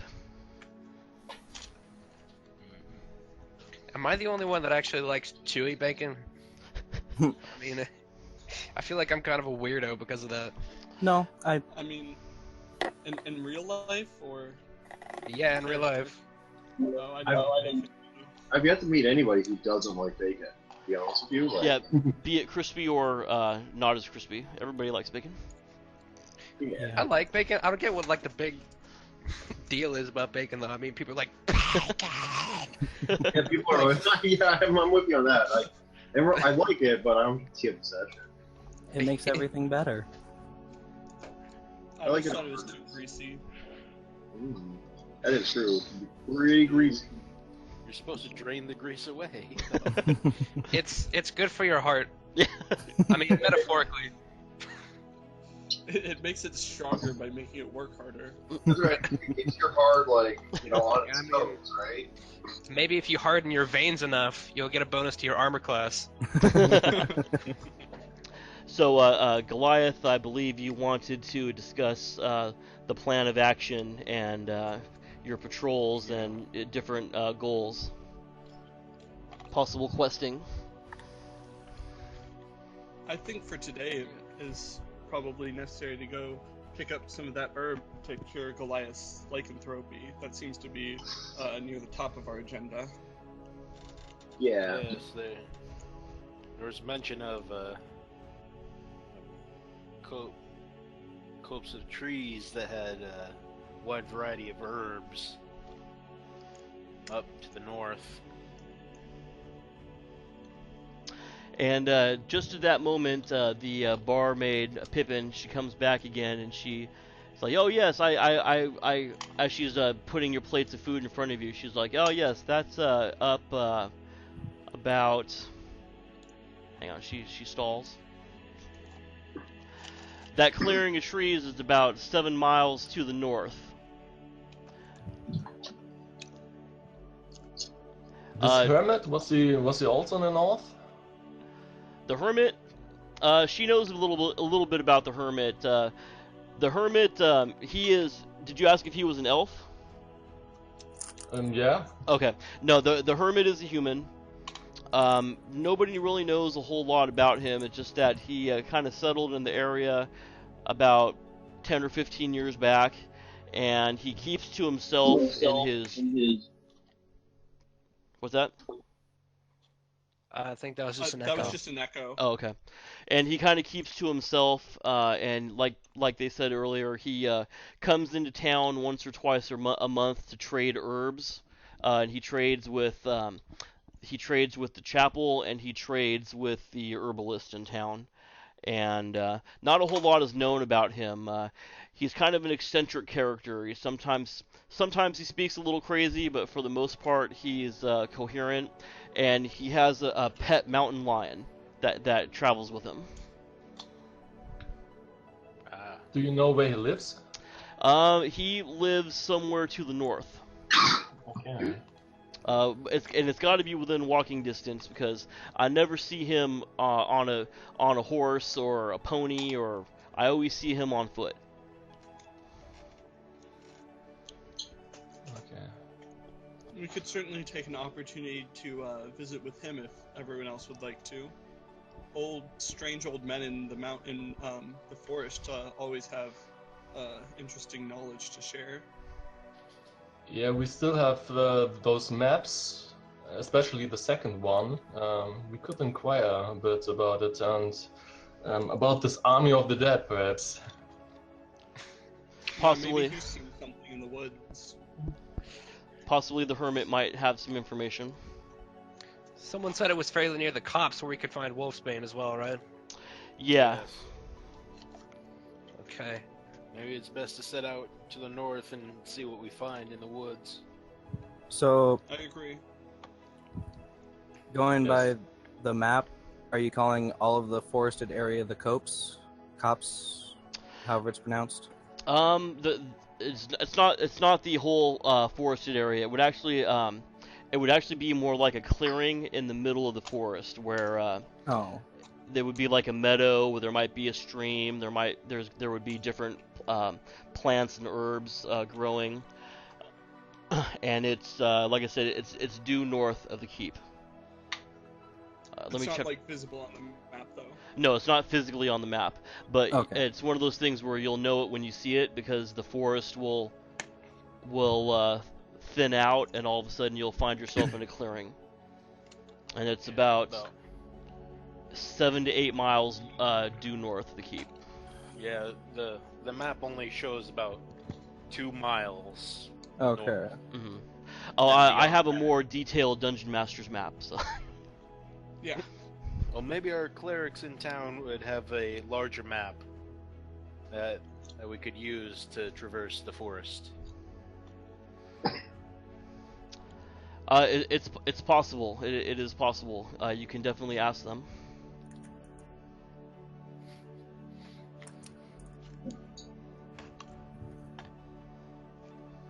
I guess if we're finishing up our meals, I'll go check in with the clerics. So you leave the tavern and walk over to the chapel, and it's just a short walk. You know, the day is already beginning to bustle in the keep. You see the soldiers on the ramparts patrolling. You see the merchants setting up shop for the day. You smell the lingering food smells from behind you coming away from the tavern. And you see the clerics and priests inside of the chapel at their morning meditations and prayers. They're of all different faiths, but they all collectively worship the good aligned gods. So they're at their different ceremonies and meditations. I'll be back in just a second. I gotta go smash my pasta a little bit. Okay. Smash Sounds like your it. pasta. Sounds like a euphemism, doesn't it?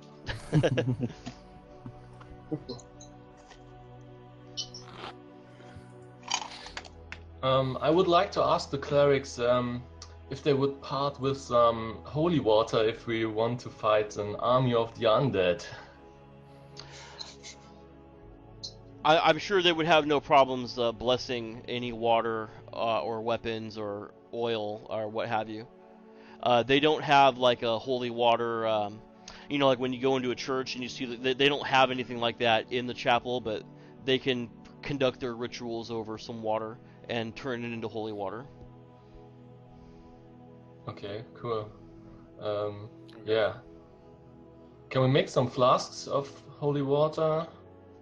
Yeah, if you wanted to, if you have, you know, if you have empty flasks that you can fill with the water, and then the clerics would be more than happy to bless it for a small donation.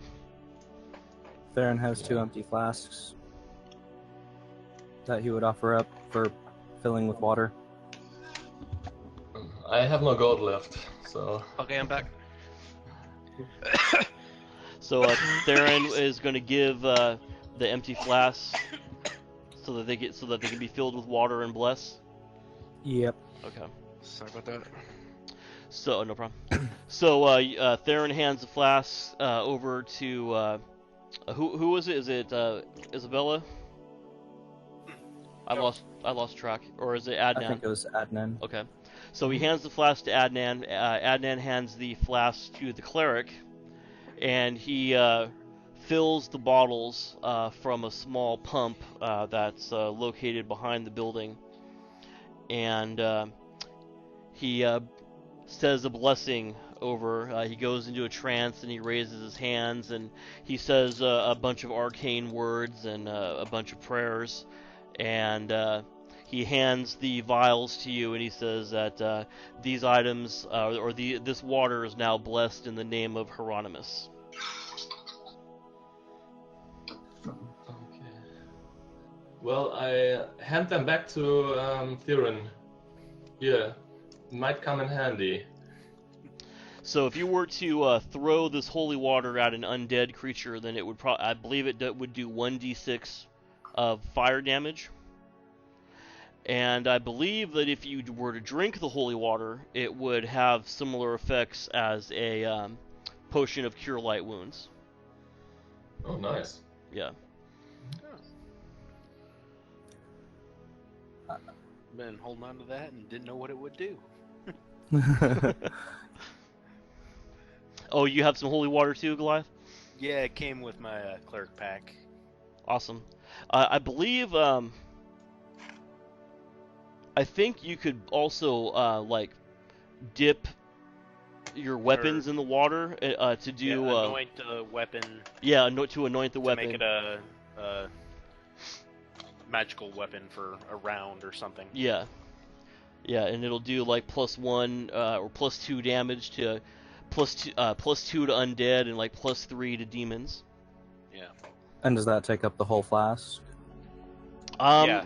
Yeah, I think so. But it only lasts for a round, so you're burning it for one attack. Yeah, basically. So you would pour the flask on your sword or whatever, what have you. I think it would be like 5 arrows you could dip it in, and it would give you an attack bonus for one single attack. So in the background, like probably last night, Theren was broke down a couple torches, used up a flask of oil and some cloth to make some more fire arrows. So he now has 10 fire arrows. Okay. Yeah, it's a good thing I recommend you buy that extra extra quiver, right? Yep. Since this town doesn't have shit. Awesome. So who wants to be the party leader for travel? Because and then we'll use that party member's stats for anything related to travel. Do we have Would- someone with Well, particularly our- balanced stats? Somebody with what? Particularly balanced stats, like mine go high and then I have a bunch that are really low, so I wouldn't really want to be responsible for rolling for everything. Yeah, same here. Theron's got pretty good stats, doesn't he? Yeah. Yeah. Is, 14, is a 13, 13, ranger, 18, so 13. usually in the lead. Yeah, that's right. I back him up as a tank. That's right. That would be a good idea because Theren can make use of his tracking abilities, and that will Yep. also cut down on the chance that you'll get lost Yeah. because your map is sketchy at best, or Yeah. very basic, I And should do say. we ask the clerics if they have any maps of the region? Oh, yes, the cleric he does have a map of the region, but it's inside of an ancient tome, and he says that if you want him to inscribe a copy and to transfer a copy of the map, it's going to take him at least a week. Oh boy. But he can inscribe it onto a parchment for you guys. Because we totally have a week. So I'll have. We'll take it in a week, I guess. I mean, we're most likely going to be here more than a couple weeks. Possibly. I would think. So, have him start it anyway and use what we have now until he's finished. Okay. And of course, he'll do that for a small donation to the church. Of course. Sure, Theren will donate. I drop a coin in. Theren And grabs a handful, probably like 6 or something. And this is an elderly cleric. You hadn't seen him before. You didn't see him the night before during the commotion and excitement. And he's blind, and apparently lithographing is his specialty, even though he's blind. Cool. And he says that he can have it ready for you in 1 week. how conveniently convenient. Yeah. So, is everybody ready to venture to the north? Did you guys decide if you want to bring your mule and cart? I would think not. He might pick up like a day or two's worth of rations. Theren might from his chest. Okay. I think Corvus has got pretty much everything he needs on him. Okay. Oh, yeah. Uh, You brought your chest with you, right? Yeah, I did. So- It was on the cart. I think Corvus probably would have just put it in his room. So I might want to drop some stuff. are we using the more advanced encumbrance system now, or the one that we used to? what do you mean by more advanced? The one where we just go by strength? Yeah, I mean more advanced is where we actually calculate weight. No, we're gonna just do the strength. So like if your strength is 15, you can only carry 15 items on you. Okay. Like, Does that if I include have, like, wearable items? That does include wearable items, but that does not include gold or small gems and small trinkets. So what about, like flasks of oil? I think if you have like 5 flasks of oil, or holy water or potion or whatever, like 5 flasks would count as 1 item. And like same with like iron spikes. If I remember correctly, iron spikes come in a bundle of 10, so Yeah. we'll call that 1 item. 6 torches, we'll call that 1 item as well. So me and Goliath's bandolier that we got with the flasks of oil. That Was would be that- one. Would the flasks of oil Oh. also count? No, it's one item together. Yeah, it's Okay. all together one item. And we said that the bandolier could hold 10 flasks. Either 7 or 10. I can't remember exactly now. I thought we had 10 because I still have 9. Yeah, Okay, and yeah, I we'll have say 8. 10 then. Well, Why aren't we gonna was bring it the my cart? bandolier of daggers was 7. Yeah, that's right. There Mhm. was 7 there was daggers. 7 left out of 10. That's what it was. We might need a few tents when we go out there, because we might be out there for more than a day.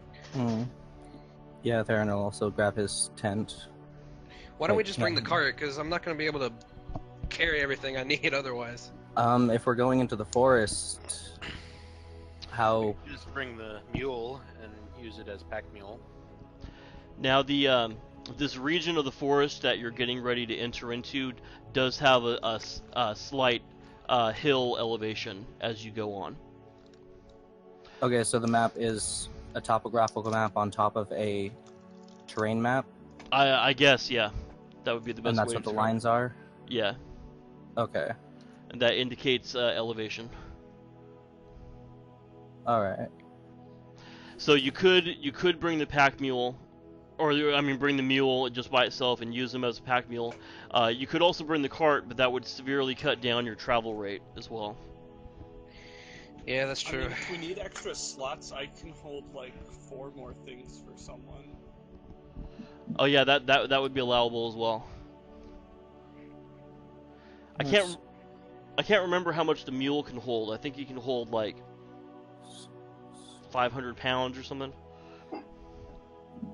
I can carry like 3 more things. I'm going to leave my magical axe in my trunk. I just realized I still had that thing. You still have that? Yeah. They stole it from Hafnar.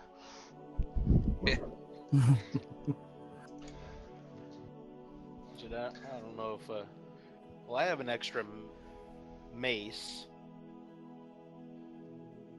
If our cleric wants to take my extra mace, and then like I have a sword and a spear. That's I right, was- Goliath's an armory by I himself. already- I already have a mace, so Oh. I appreciate the offer, but I don't think there's a benefit of me having 2. Well, Right. I guess Vigilante is Then- one. And I might leave my regular mace here in the room. Yeah, I'm actually going to leave my short sword here and just take the magic axe. Yeah. And I'm sure that Theren, as a ranger, is thinking travel light. Yeah, Yeah. I mean, with his Also- adventuring gear, he barely has enough room to hold his tent. Now, see, this system really makes you think about what you want to carry. Yeah. Yeah. So I'm gonna leave my hammer, spikes, and grappling hook here. So, So there. like quill, paper, ink, the flute, 2 empty sacks. Are those non-issue items? Yeah, those are fine. Those are all that together. That doesn't equal out to 1 item, so that's fine. Alright, so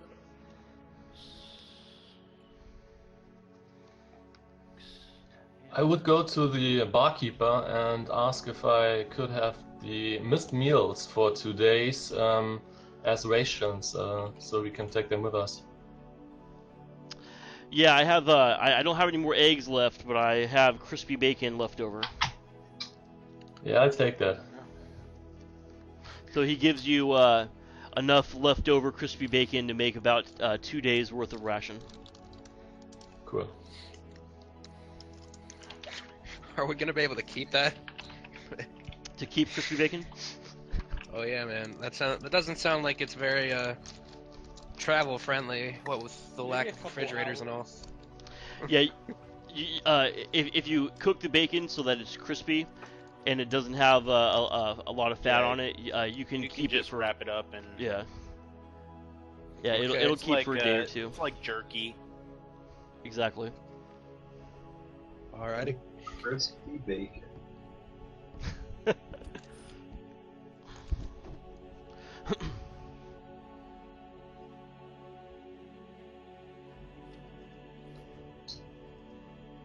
I think. Okay, I think I'm good. And just as you're readying your supplies and everything, Brother Gilmore comes running into the tavern, and he says, I need to see Paladin Goliath immediately. Okay, I follow him on back to the chapel. So you go back to the chapel, and he invites you into his inner chamber, and he says, you see the mace that you loaned him sitting on his desk, and he says, I've identified this relic. Ah, He says Alright. that this mace is it's a lost relic of your order. This belonged to a paladin named Sir Grifflet, and it was lost when he was lost about 500 or 600 years ago. It's made out of brass, and it's anointed, and it has supposedly, according to the legends, it has the piece of a dragon bone embedded in its handle, and it gives it +2 properties. So it's a +2 magical mace, Damn. and Nice. it's anointed with your with the ancient symbol of your order.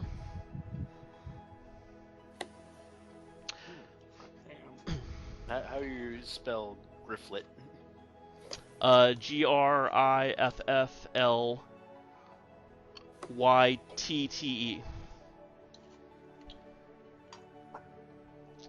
Let me see. It might do more than that too. Let me roll on the chart real quick. Okay, so in addition to being +2, it's +3 against the undead. Oh, Yeah. Nice. we're going up against an undead army. That's I pretty think good. that's nice. That's hot. Maybe good to have, and you can thank the roll chart for that too.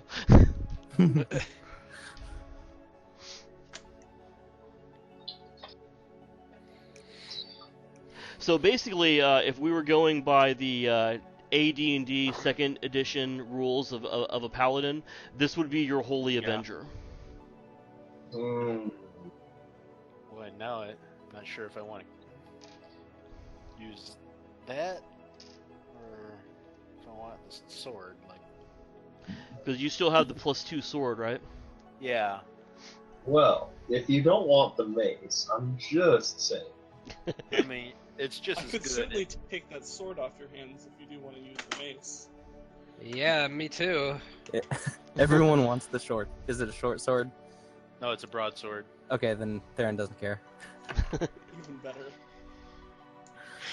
I don't know if there's like any weapons that, if I use them, will give me like a stealth penalty or anything, but I'm sure that Maybe a morning star or a flail. or I'm thinking maybe like a dagger or a stiletto. Actually, I read something in the book about assassins being able to wield stilettos. oh really? Yeah. Kill What does them that do? Basically, it's if you were to wield a stiletto without being an assassin, it would only do 1d3 damage. But and when an assassin wields a stiletto, it will do 1d6 damage. Cool. Any other benefits? I'd have to do some more research on it, but I don't think so. Well,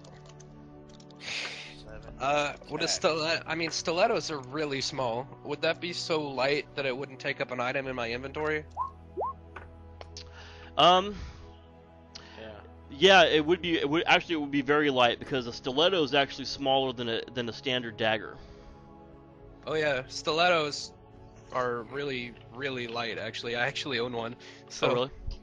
yeah. Yeah, I still rolled a 2.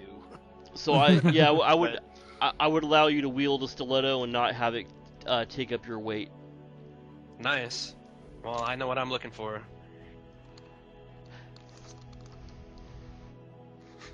That hidden blade shit. This turned into Assassin's Creed fast.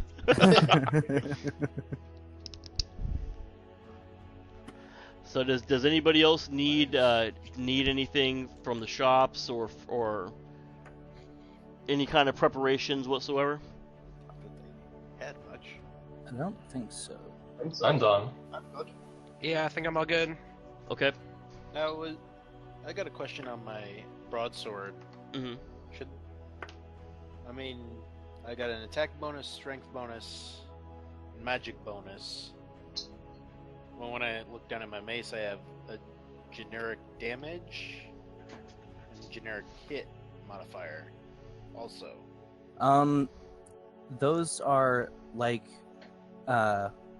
extra modifiers. Like for me in my offhand, since I can't make the macro take away the attack bonus or the strength bonus, I have it as a -3 for the hit and -1 for the damage, so that it doesn't apply any modifiers. Huh, that's... Yeah, it's not changing my rolls any, so just wondering what that's about. Well, if it's set to 0, it shouldn't change Well, your no, rolls. there's the mace is set for generic hit at 2, generic damage at 2, and plus magic, plus bonus, plus strength. Huh. I I don't don't know. That's something for Mark to look at, I guess. Yeah. Yeah, I don't really know very much about the macros. That's the one bit of knowledge I don't have. Yeah, and it doesn't really seem to be changing anything between the rolls. Hmm.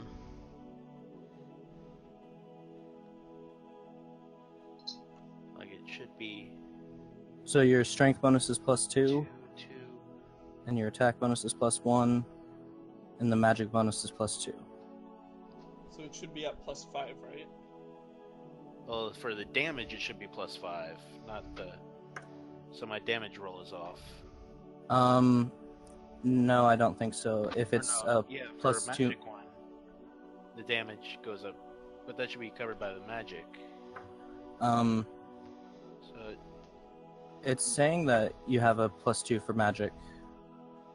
You don't add your attack bonus to your damage. I know.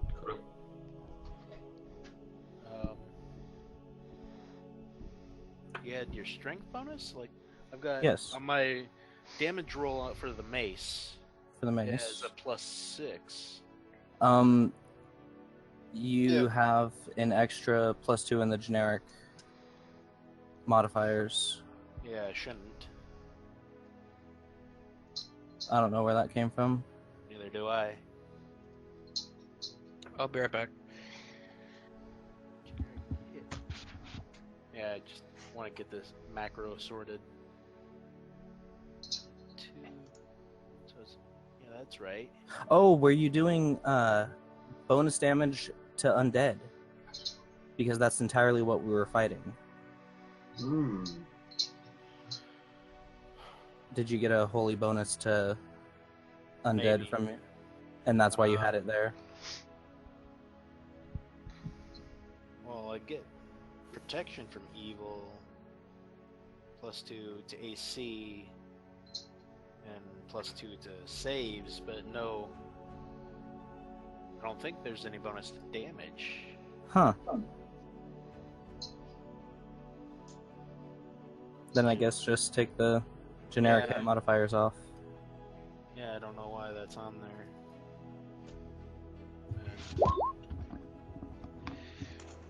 Have we Well, settled then out the it's- yeah, macros then yet? it's just a +5. Yeah. These macros, I swear. Yeah, it should be the exact same as my broadsword. I don't know why I had bonus damage on there. Alright, I'm good. Okay. And we decided to leave the horse behind in the cart, or the mule, I mean. I believe so. Okay. Yeah, I think we did. So the party makes its way towards the main portcullis, and at the top of the wall you see Captain Krug, and he's making his morning rounds. He's appraising the troops, and he's yelling at the ones that don't have their shields shined enough, and he's just up there doing his normal captain of the guard routine. But he looks down and he sees the party getting ready to leave, and he gives a wave and like a nod of appreciation, and he says, "If there's anything else that you need, come and see me at the barracks, or come and see me when you get back." Very well, thank you. And one last thing before you leave, lads. If you enter into the swamps to the east, beware the mound of the lizard men. Mound of the Lizard Men? That sounds dangerous. And he says, well, normally the lizard men keep to themselves and stay in their swamp, but they can be dangerous if you cross them. So just be careful if you enter into the swamp. Well, I'm sure we'll keep that in mind.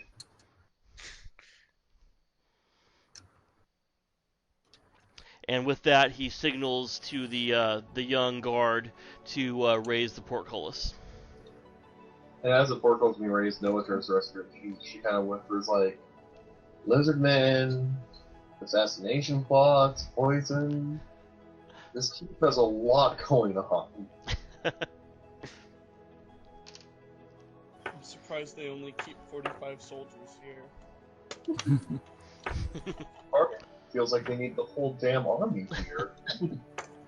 Well, the keep was once a great base, but when the Baron cut funding, then you see what it's at now.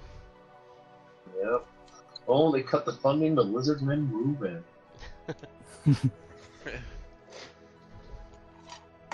Well, off we go. To the north, the grasslands and the plains stretch out, but you can see where the trees begin to grow and where the forest begins from the grasslands. And you guys are walking. What's the marching order? Should be. I think it was Theren and Goliath up front. I'll be third. Noah will take fourth then. Corvus will take fifth, I guess. I'll be in the back. Isabella? Okay, so that's the marching order. Spellcasters in the back, and Okay, and then Theren in the front, right? yeah. Okay. So the grasslands are beginning to thin out, and the trees are right ahead in your vision, and it's about maybe 8:15ish in the morning. The sun is starting to rise, but it hasn't begun to get warm yet. And the sun is glinting off of the dew that's on the grass. And as you cross the threshold from the grass area into the tree-lined area, you can definitely feel the atmosphere change, and you can feel the temperature of the air drop slightly as you step into the shade. And you walk on for a few more minutes, and the forest starts to get more dense, and you feel the ground begin to elevate as you're walking.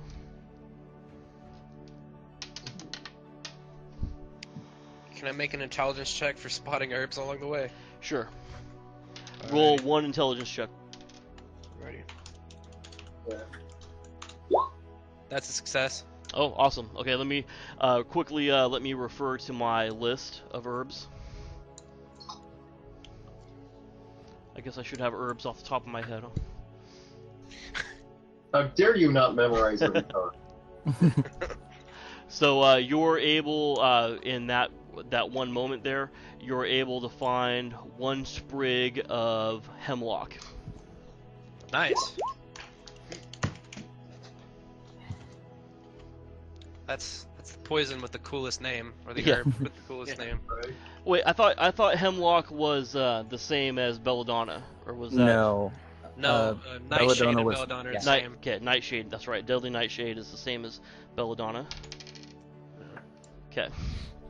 So the air is cool and still in the forest, and even though it's the sunlight of the morning, it feels like you're walking into a shadow. This is definitely an ancient forest, and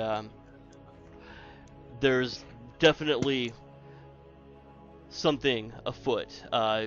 Goliath, you're starting to get a small, not a heavy twinge, but a very light plucking of your detecting evil.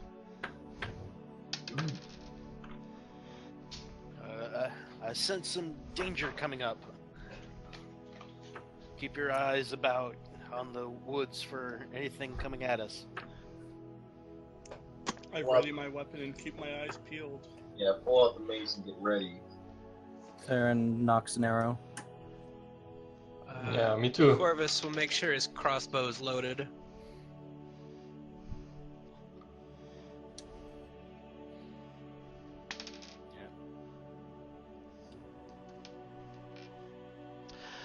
So the journey is, so far it's just, the only thing that's really confronting the travel is that the land has taken an uphill slant.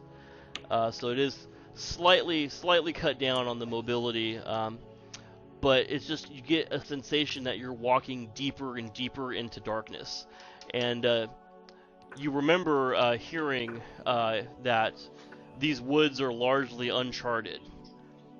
So it's possible that Arlon knew something more about these woods. Just unfortunately, he passed before he was able to reveal anything. But the travel is going steady. Should I roll another intelligence check, or? Yeah, if you want to roll an intelligence check. Also, Noah, if you're trying to gather healing herbs, you can roll to find that as well.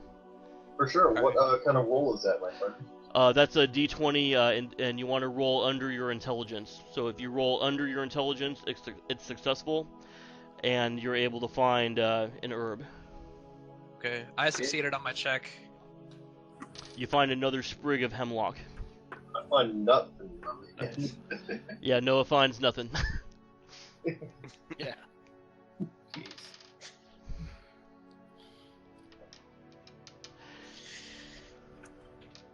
Well, everything's going fine so far on the journey. Just the normal sounds of the forest. But it does strike you as odd that the minute you walked into the deeper part of the trees, that the temperature began to go down. Okay, I need everybody to make a dexterity check. Oh, man. Success for Corvus. Oh, wow. Hey, check this Yep. natty one. Ooh. Natural one. I missed the additions of the fantasy roleplay system wherein a natural one is a good thing.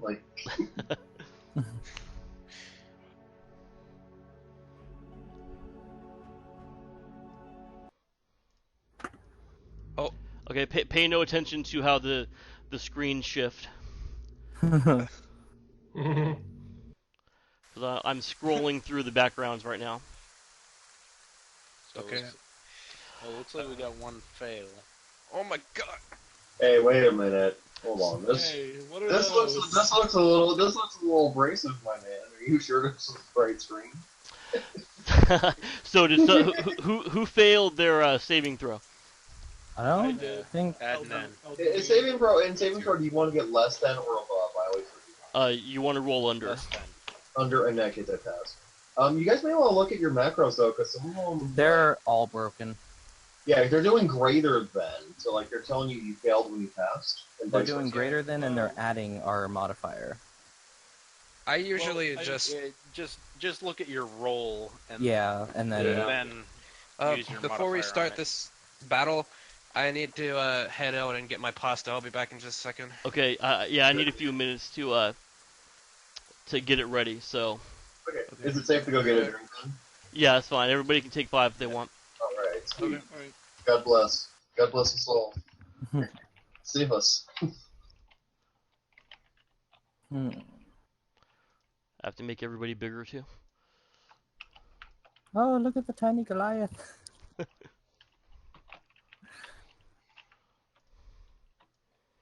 These are big ass spiders.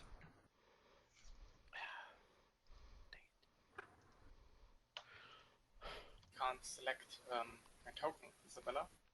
Oh, hang on 1 second. I need to finish Oh, okay. arranging the tokens first before they're selectable. And I got to make sure everybody's facing the right direction and has their right stats displayed. So, like I said, I didn't prepare this earlier like I should have, so it's gonna take me a few seconds. Well, let's turn everybody around.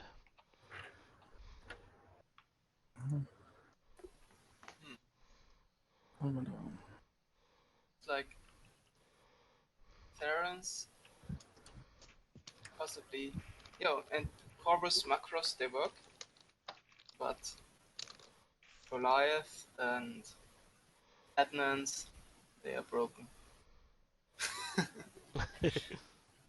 Don't know why. They're not even consistently broken, because Theren says greater than 0. Goliath says greater than 17. Oh, greater than 0. Okay. Yeah, that should be reversed. Yeah, Switch up. it should be less than our ability score. Yeah, should be D20 plus modifier D20 minus Less. modifier minus is modifier. less than. It's less than. It's because in the rules, it's actually roll over difficulty level, Oh, and it's roll over a dependent. DC check. Yes, and it's Yeah, dependent on the level of the character. Okay. But why over 0? Over 17, that's okay, but 0? I think it's because Theren auto succeeds on dex checks, because His dex is so high, he can't fail. my dex is the max that Okay. dex can be. Yeah, like if an evil creature hits me, like my armor class is already 18, but I get a +2 Mhm. versus evil creatures, so there's no way they could possibly hit me unless they can roll a natural 20 or have modifiers that would add it over 20. Yeah. Everybody check really quick and see if they have control of their pawn. Yes. Yeah, No, thank you. Oh yeah, I do. Okay, Yeah. cool. Yeah, I already did it. And are the measurements to scale? Let me double check here. No, they're a little bit off. Let me fix that really quick. So Because I still have the measurements on the travel scale. Mm.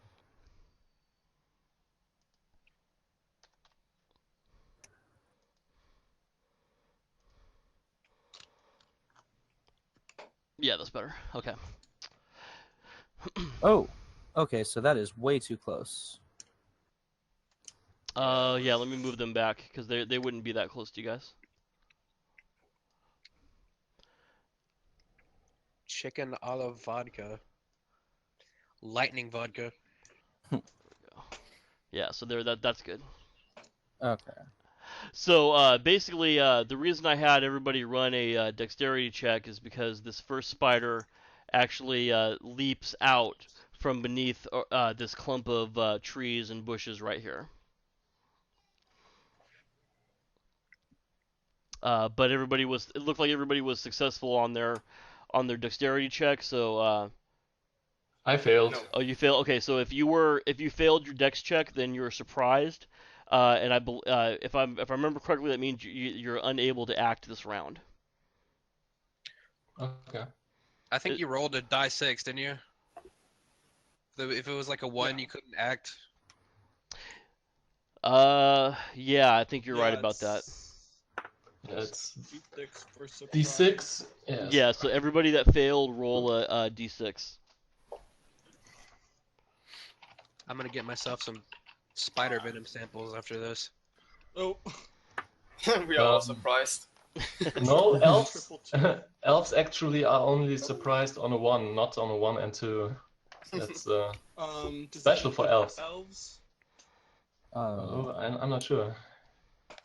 I don't think. I'm not sure if it's specified. Elves, it up. special, dark vision. Range check reduced by 1 for surprise checks. So if a surprise is on a 1 and a 2, it would just be a 1. Yeah.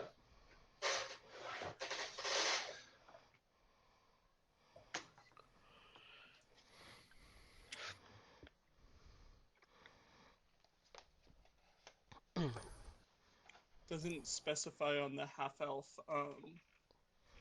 supplement, so I guess it's up to the DM. What was that? Oh, whether or not half elves get surprised on a 1 or a 1 and a 2.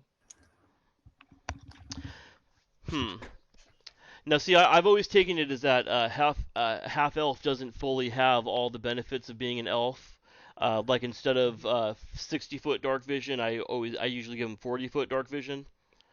Yeah, it says 30 feet for me. Oh, 30. Okay. But yeah, I'll let you have the same surprise value as a full elf. All right. But then you'll take the cut in dark vision. Mm-hmm. So in that case, I'm not surprised. So this spider crawls out from underneath this clump of bushes, and it's fat and ugly and hairy, and you see its red stripe on its back, and it kind of rears back, and like you see like green venom dripping off of its fangs.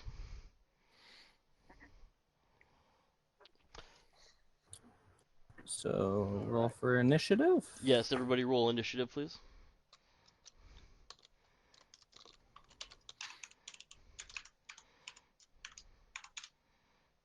Nice. Cool. Theren and Corvus always tie for initiative. Oh, I don't know why. yeah, we do. Why? Is it because our dex is the same? Is it discriminating against our dexterity score? It's jealous. Well, I It rolled is. the same thing, and I just don't have any bonuses. All right, let me roll initiative for the spiders. So do we want to try to use the initiative tracker Oh yeah. with There's this so many many people? Okay, so we got Yeah. a 1 and a 3 for the spider. Yeah, that might be a good idea to use the tracker. I don't know how to use it though. Yeah, Well, that click the on your little toolbar. It looks like a clock. Okay. Oh, gotcha. Oh, there we okay. go. Oh, Yeah. sweet. And we can either roll for ourselves, or we could, like it's possible for us to. I think if we select our tokens and then roll from the sheet, we'll appear Yeah. on the tracker. Yeah, Okay. it worked. Yeah. Because If you, need Theron's on to, there. if you need to add a token, just like click the token and hit Ctrl U, like Control U or whatever it is on your keyboard. That will do it. Okay. Oh fuck! Oh I damn. brought up the source code. Hooray! Yeah, I got the source code as well. Huh. Let me 1, 2, 3. So you guys are rolling Oh! from the character sheet. Whoa. Damn. Wait, where are you getting an extra +3? Yeah, that's actually impossible. Hold on. Yeah, it's crazy. What the heck? It already added in my dexterity bonus, and I didn't know it. So Yeah. so but you should. just count that as a 9. Okay, well that's still the head of the initiative though. And it didn't work for me. So Goliath rolled, but it didn't put him on the list. Okay, so let me just. Well, first I rolled a 5 and then rolled a 2. Are we gonna add nameplates for this, the characters, or? So right now I it's can just- only see 2 nameplates. Oh, that's because I'm Except not now. You using should the be right able to edit your nameplate yourself should. if you have control of it at least. thing. There, now it put me in. There you are. Okay. Now that I clicked it right. All right. Let me order this correctly really quick. We should have like an auto order feature. I just did it manually for that time. I'll play with it later on so that by the next session I know how to use it better. And the spiders they rolled like a 1 and a 3, so I guess the party acts first. Corvus Who is up. who there? I can't tell without names. Yeah, the nameplates are. Corvus is Let's see. distinctive. Because I can see the nameplates, but because I added. So Mark, what you're gonna have to do, click one of the tokens. Okay. And that little radial menu or whatever will come up, and click the settings pane. Then you Okay. have to go to the second tab and Okay. make sure that players have permission to view nameplate. Okay, so I've got that one checked. So basically, it needs to be checked where it says show nameplate, right? For Yes. everybody. Like right now, I see Theren and Goliath, but I don't see him, and I see my own, but I think that's because it's my token. Yeah. Yeah. Only Okay. Theren and Goliath are viewable. Okay, and then you guys can see Corvus. No. No. Okay. Yeah, I can see mine and Theren and Goliath. Okay, let me check the set. Oh, okay, I found it. I didn't click that everybody could see it. Mm. 'Cause Yeah. I clicked show nameplate, but I didn't click that every individual can see everybody else's nameplate. So Yeah. there we There go. we So let me go. just do this up really quick. That was my bad. It's okay. It's, Some bad it's one of GM. the most common things I run into. Like, So Yeah, who can be seen? Is everybody showing up yet, or? I see No. Noah and Or- Isabella. I can also see everyone Theron's except help. now I see Elduane. Yeah, I can see everyone except for the dude to the far left. Is can't everybody see- All right. far So right? now we're just missing Corvus. Corvus, let me get you on there. All right, everybody should be seeing their names now. Yep. Yep. Now I see everybody. Yeah, Awesome. Oh. I can see everybody, yeah. Okay. So I guess Corvus is first.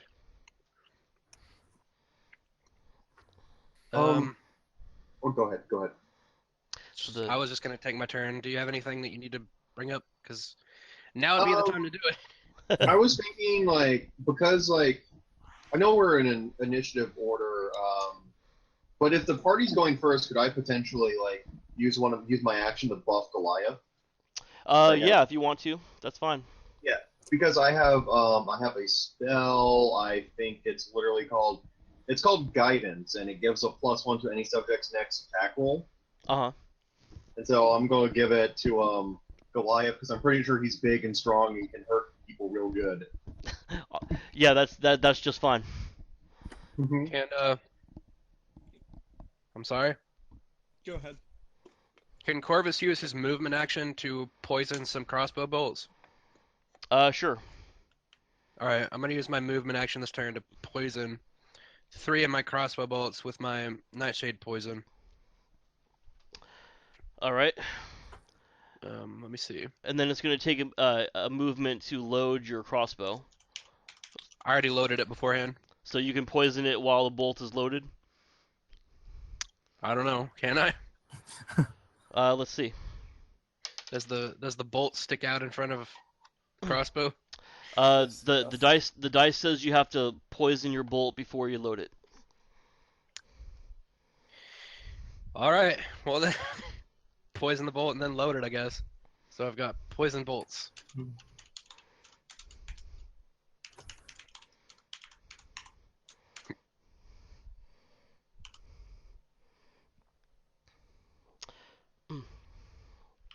So that's you're gonna take your action to poison 3 of your bolts.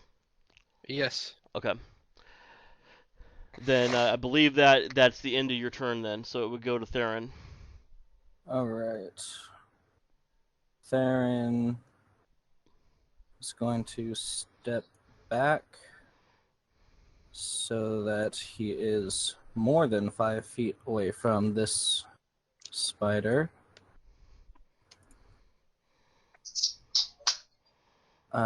And fire an arrow. 16 versus AC for 4 damage. That is a hit for 4 damage. And Alright. so you knock your arrow and you pull it back to your ear and you let it fly, and it's true, and it sinks right into the big fat body of the spider.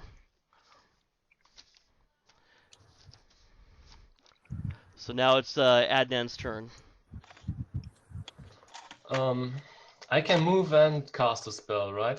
That is correct. You can move and cast a spell. And also, a note about movement, wherever you see a tree or a bush or some kind of obstruction is an area you can't move to. Yeah. But if you're unobstructed, if it's just the grass, those are movable areas. So I'll move back to the party here, and I cast my level 1 spell Shield on me. Okay. I'm just gonna say right now, the rest of you fighting types better make like a meat wall in front of us, or else our soft characters are gonna start taking some damage. Meat shields, we need you. Okay, Isabella's turn. She will just scream, "Ah, spiders!" That's all she does, because she's surprised. Alright, she doesn't get to act. How do you say the name? Elduane? Elduane. Elduane. Since Goliath and I have the same initiative, can I have Goliath act first? Because, well, I have a pole arm, so am I like allowed to attack from the second rank over like a shield wall? Yeah, that would be just fine. And since you guys rolled the same initiative, Goliath can go first, or you can technically go simultaneously. All right, Goliath, would you be okay with forming a shield wall so I can attack from the second rank with my glaive? Yeah, I think we're scaled a little weird. Like if Yeah, I'm like 6 feet away from the spider. yeah, and we're in a 1 foot square. Okay. All right, so my measurements aren't perfect. Should we just assume 5 foot squares? Yeah. Yeah, I can actually change it to 5 foot so that it makes a little more sense. Give me one second here. Let me know if this is more sensical. Nope. Yeah, that's about right. Yeah, Much that better. works. Okay, so then it should be 5 instead of 1. Okay. Makes a little more sense. That's better. Okay, yeah, let's see. I am going to move up.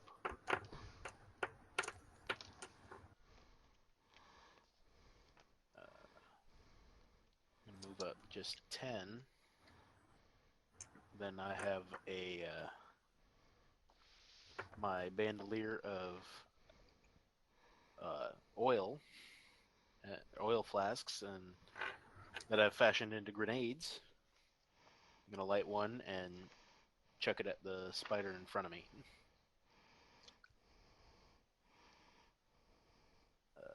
Is that a ranged attack? Yes. Oof. Oof. I don't think a modifier is going to help that. Well, I didn't have a modifier to begin with, but So yeah, that is not a hit. Your throw goes wild, and you actually set fire to a patch of ground. So now the grass is on fire and it's spreading. Let me check the direction of the wind.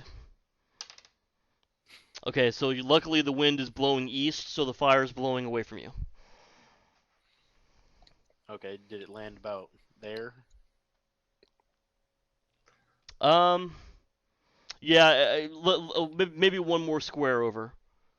So Yeah, so That's it's like the most Fire- shit fire is throw there. ever. so it's yeah, I was aiming this way, and it went this way. and so I right hope right where it landed, yeah. So that patch of ground is on fire, and there's a breeze blowing to the east that's causing it to spread in that direction. So it could affect the other spider eventually. Eventually, yeah. All right, and then I brace for getting attacked. All right. Elduane moves behind Goliath and goes to strike the spider with her glaive from the second rank.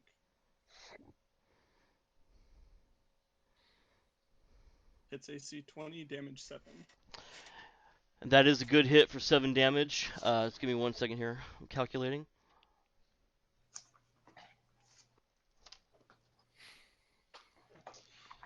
So your strike is true. You strike the spider right underneath its head, and the force of your blow causes it to stumble a little bit, and you can tell that it's been damaged. It's been nicely wounded.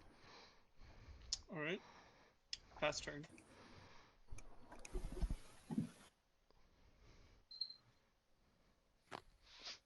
Because Noah cast but didn't move, would it be okay if I say I just move forward a bit, just so that like the squishier homies like don't get immediately ganked? Yeah, that's fine. Okay, I'm just gonna move right over here. I was gonna say there's a nice comfy spot in front of Corvus. That's it, right? I'm protecting all 3 of you guys. The Plague Doctor, the Wicked Witch of the West, and Adnan. So I picked a very interesting crew of people to run with.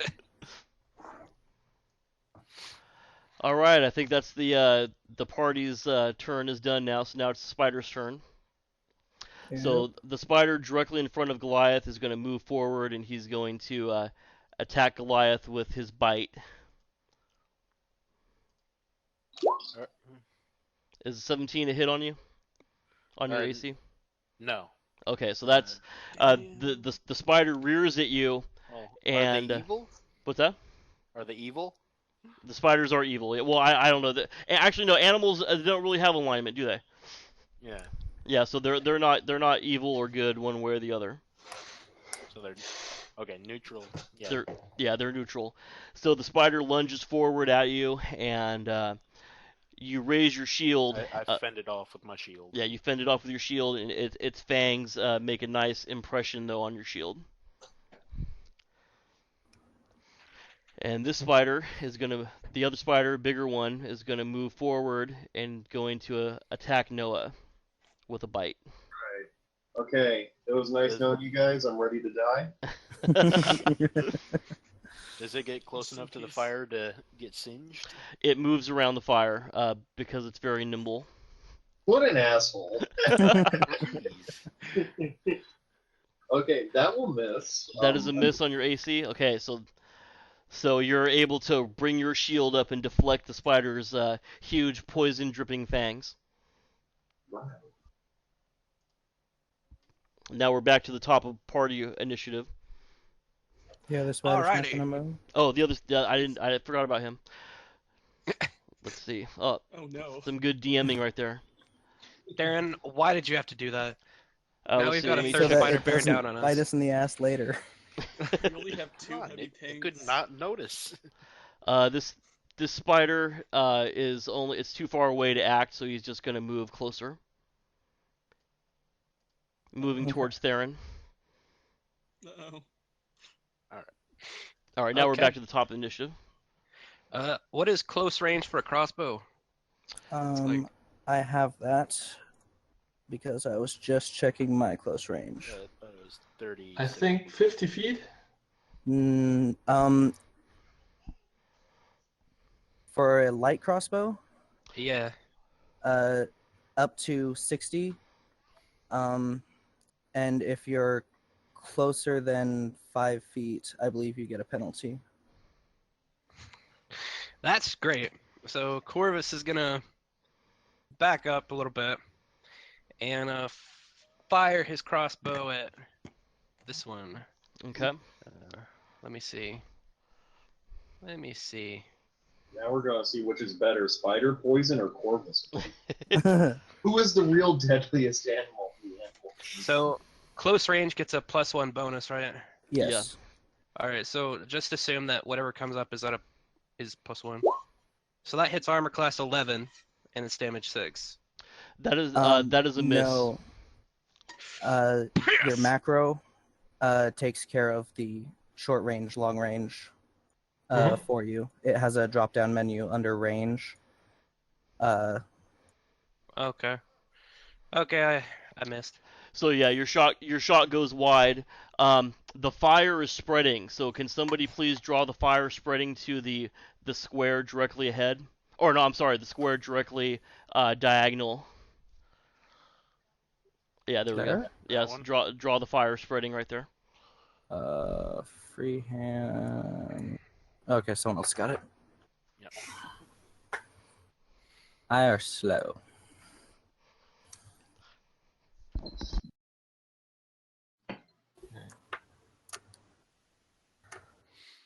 Theren?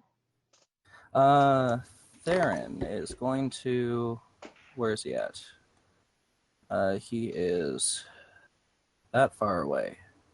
So he is going to take a couple steps back and fire his bow at that spider. So 14 versus AC for 4 damage.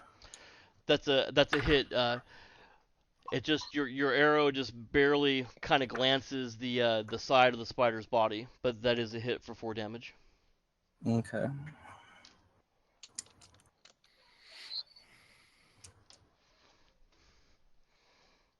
I think that's it. All right, now to Adnan. Me?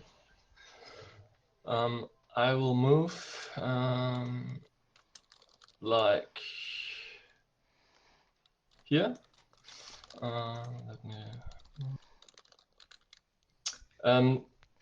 Does this count as as behind the spider? This... That's kind of to the spider's flank. If you were to be like directly at the red, that would be behind the spider. Okay.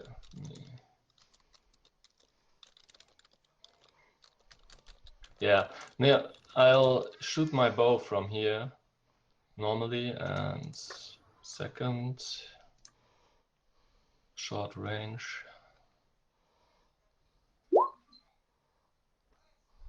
And your shot goes wide.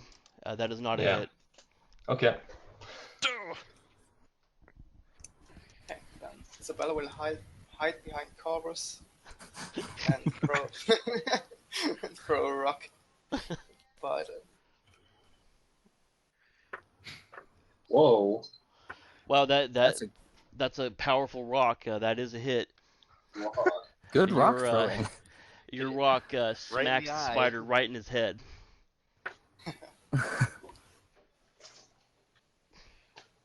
So you smack him right in his dome, and He looks a little disoriented.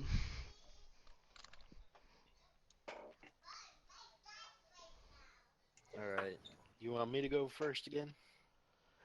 Sure you can. Or we can act simultaneously. All right. Well, this time I'm just gonna swing with my new magic mace.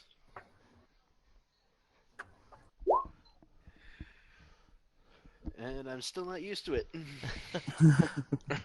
Yeah, your strike does not hit. It just kind of, the spider is able to kind of pull his legs and his torso out of the way as you're swinging, so all you hit is air. Alright, anything else, Goliath, before I go? That's all I got.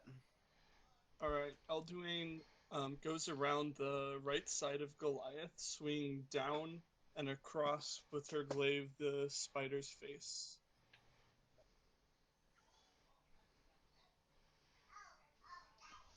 Nice. Check that, Natty. Yeah, that's a nat 20. So that's instead of 7 damage, that's would be 14 damage. Mm-hmm. Just give me one second here. I'm calculating. 3, 4, 5, 6. So that is enough to take the spider down. What does that look like when you kill the spider with your crit? Alright, I swing my glaive around the right side of Goliath, and it cuts right across the spider's, main body, and it splits the body in half, and its spider guts pour all over the grass, all over Goliath, but luckily Elduane is safe if she is hidden behind Goliath's shield wall. Nice. I like that. Yeah. So, Corvus will call out make was sure you don't damage the venom glands. Was it because I swung and it reared up and then you got a good hit? yeah, that's right. It reared up and then its belly and upper chest were exposed. All right. Pass. Now it's Noah's. Okay. Alright.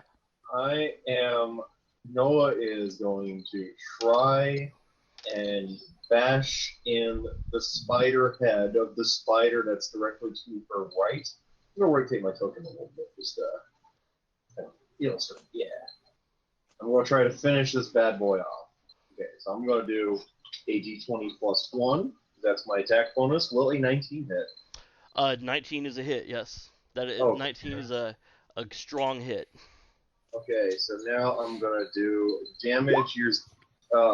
I didn't mean to do the attack again. I meant to just roll damage, but d8 plus 1 I do it for 10 damage. 10 damage. Hang on one second, let me just calculate. 3, 4, 5, 6, 7, 8. Yes, so that is enough to bring down this spider. Not quite a spectacular crit like the last blow, but describe how you take this one down.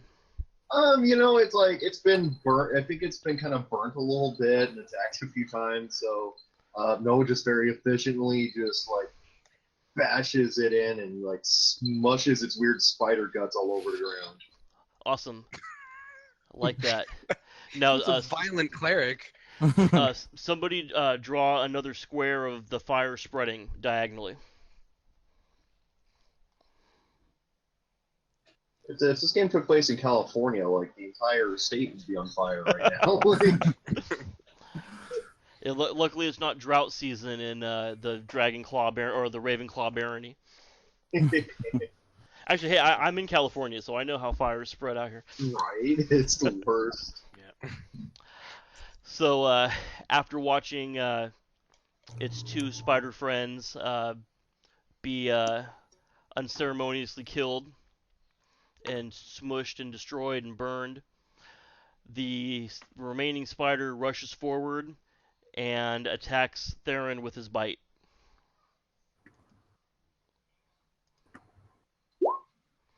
That does not hit. So luckily you're able to dodge out of the way of his poison-dripping fangs.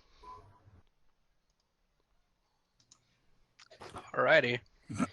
Corvus will reload his crossbow with not a poison bolt this time, just a regular old bolt. Let me rotate my token a little bit here. What in the world? My rotation is messed up. He fires over his shoulder because he's just that awesome.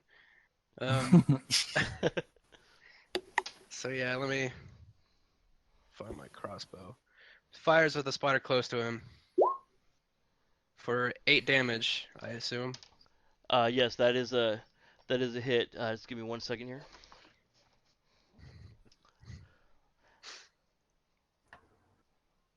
Yeah, so you can. That's not enough to put the spider down, but you can tell your hit has staggered him and done some damage. Your bolt has basically pierced the left side of its head. It's still not Nice. down, but it's definitely wounded, and a strong gust of wind has blown, and so the fire spreads 5 more blocks. Damn. This is gonna be hard to put out. I mean, do we really have to put it out? And the fire spreads forward to that clump of bushes that's in between the 2 spider webs and sets that bush on fire. Nice job, Goliath. So You it's could hit Theron's. anything. So it's Theron's turn. It's Theron's turn, correct? It would be a movement action to switch to my short swords. Yes. Okay, then Theren will switch to his short swords and main hand, offhand. 14 versus AC for 7 damage. Because I'm assuming the 4 doesn't hit. The 4 does not hit. The 14 is a hit. It's barely a hit, but that 7 damage is enough to put the spider down. So you can describe how that looks. I think he's just gonna slice the head in half. It'll be like a upswing to slice it from what would be its chin to its crown of its head. Awesome. So How casual you are about that.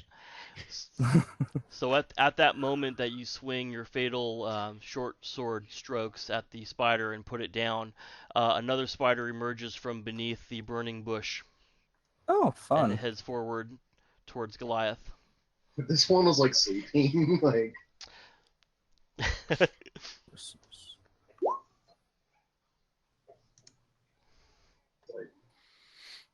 He's like, hey guys, I smell bacon. Oh my god.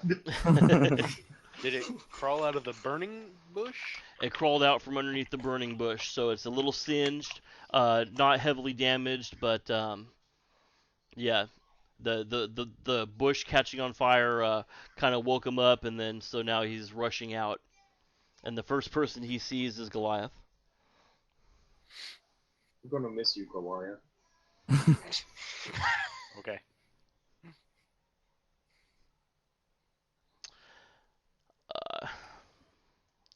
So the spider takes his attack.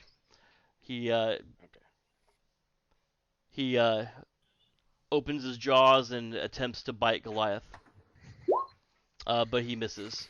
Your armor is just too strong.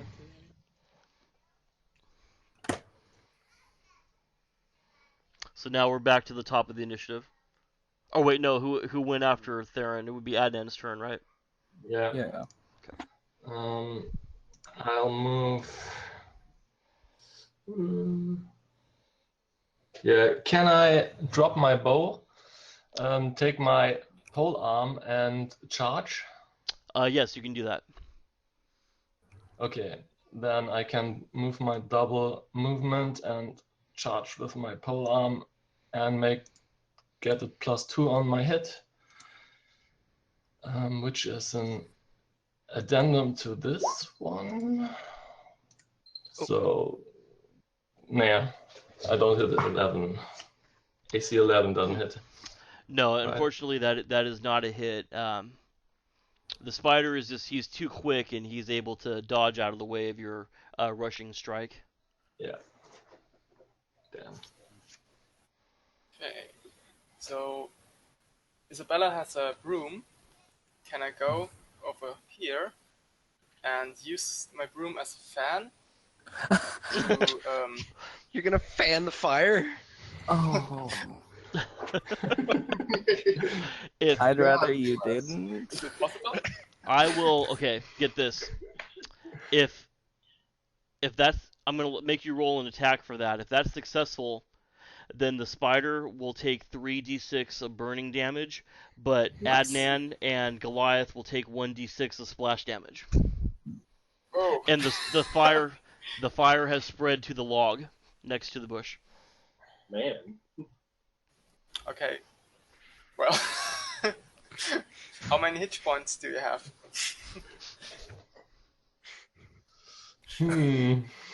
7.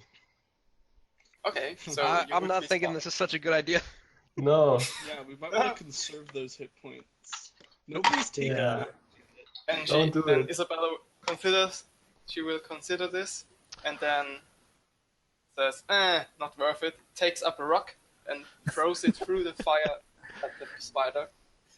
I mean, last time Isabella damn near killed a spider with a rock. I can't blame her. Oh no. But your throw goes wide and does not hit the spider again. Fire blocks my vision. You better hope the wind doesn't change right now. Yeah. Oh, I forgot to turn it red. Right. Yeah, this log is on fire. That's some weird looking fire. It's green flame. The Well, deadly. Let me fix that. There we go. Goliath, would you like to act first again? Or I could get creative and say it's like alchemist fire. Well, I think driftwood fire burns green. I think copper burns green, actually. Ah. But Now Whatever, we it have doesn't a real matter. forest fire, right? yeah, we're gonna burn down all these woods. Just come the down one and way the of whole looking for forest is like herbs. gone. Be like, sorry, one of Well- our paladins missed with an oil throw. 'Cause if you Yeah. want to look for herbs after the fight, you'll definitely be at a disadvantage. I was gonna take some Alright. poison from the spiders. We'll get to that Oh. when the battle's over. I mean, the fire's almost on top of one of the corpses. And just as at that moment, another spider emerges from underneath this pile of rocks. Oh my Jeez. god. God, dude. Too I'm many. actually glad that happened now. All right. Goliath, would you like to act first again? Yeah. Yeah. I'll swing with my mace. And I'm still not comfortable. Yeah, your blow goes wide. Maybe you're not used to the balance of the mace yet, or the weight of it. Yeah, I'm telegraphing my blows too much. +1 mace of awkwardness. It's a +2 mace of awkwardness. Oh, sorry. Alright, is that it, Goliath? Yeah, that's all I got. Alright, I kind of position myself between Goliath and Adnan, and in the slight opening between them, I go for a stab into the spider right into the face.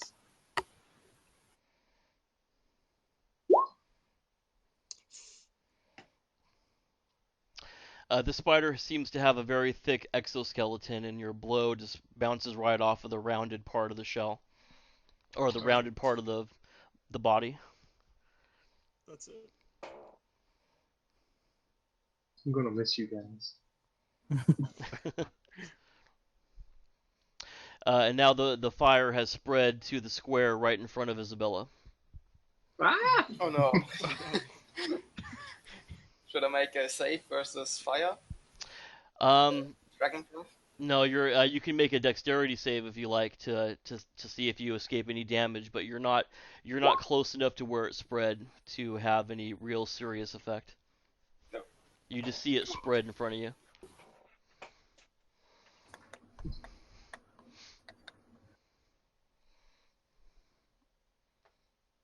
Now it's the spider's turn, or I think it's. It should No. actually, I think it should be Noah's turn actually. no, yeah, that's right. Okay, so how far can you move in this system? Is it 30 feet, like in other games, or? I think it's 40 actually. Yeah, 40 feet.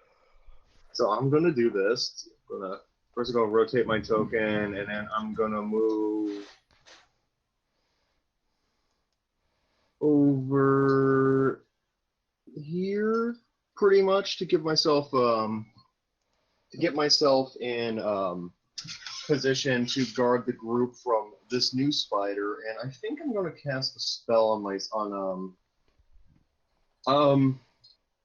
question: if you have a spell and you have to touch the target, do you have to do like a touch attack or something? Yeah, you have to be within range to touch them. Okay, but do you have to do like a dice roll? Is it like in other games where you have to like? Does that make sense? Like. Yeah, no, it's a instantaneous touch. So Okay, you can. So what I'm gonna do, I'm gonna actually move a little bit closer to getting range of touching this. It's gonna sound pretty crazy, but I'm going to use do you have to? So I have guidance, and it says reverse it can become misguide, which gives a subject -1 to attack roll. Can I do that on the spider? Yeah, you can do that. You can curse the spider by casting misguide. That's fine. Yeah. Okay. So what I'm gonna do, I'm gonna go up and I'm gonna give this giant spider a high five, and it's gonna suddenly have a -1 to hit.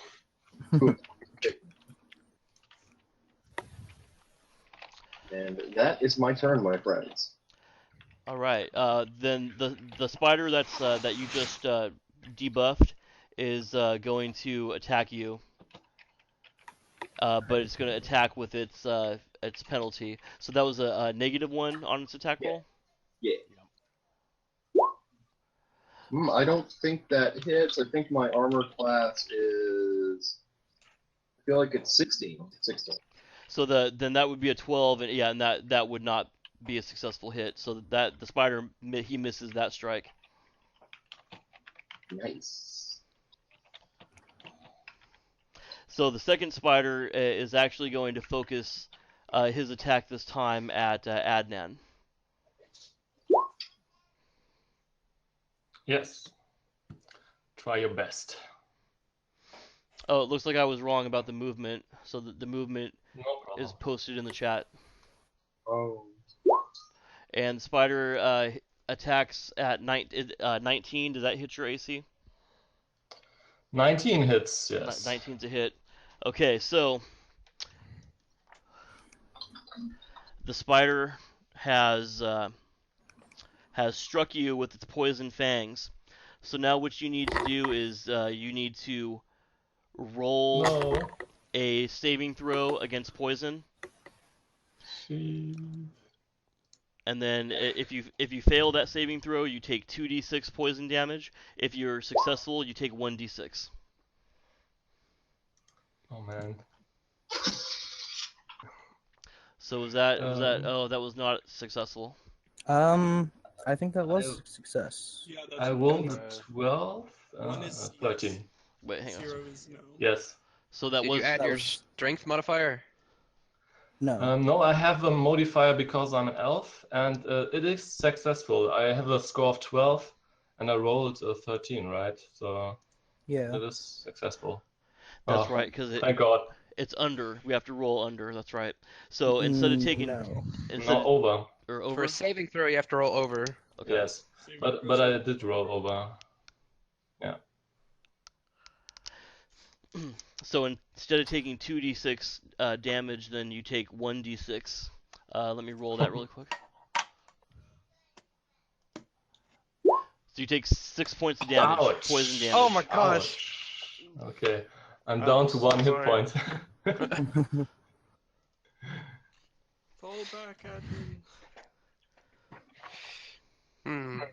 Quick question. Yeah. Is there gonna be some bullshit if I hit one of these spiders with one of my poison bolts? You know, it'd be like, well, they're immune to poison because they're spiders. They would be immune to spider poison. So if you use spider poison against a spider, they would have an immunity. But because of the fact that they do have poison as their weapon, they get to save as a level 3 fighter against a successful poison strike from you. Okay. But they're not immune to the poison you're using, unless it has spider venom in it. It doesn't. It's just nightshade. What do you guys think? Poison or no poison? Oh no, the fire is getting closer to Isabella. No poison. No poison? The fire's actually burning the square that you're standing on, Isabella. No. Alright. Corvus will... Oh my god. Corvus will load another regular old non-poison bolt and fire at the spider in front of Goliath and Adnan. Let me stretch out my character sheet again and find my... Oh! So if Isabella doesn't move out of that square on her next turn, she'll take 3d6 of fire damage. Okay. Okay. Yeah, I missed.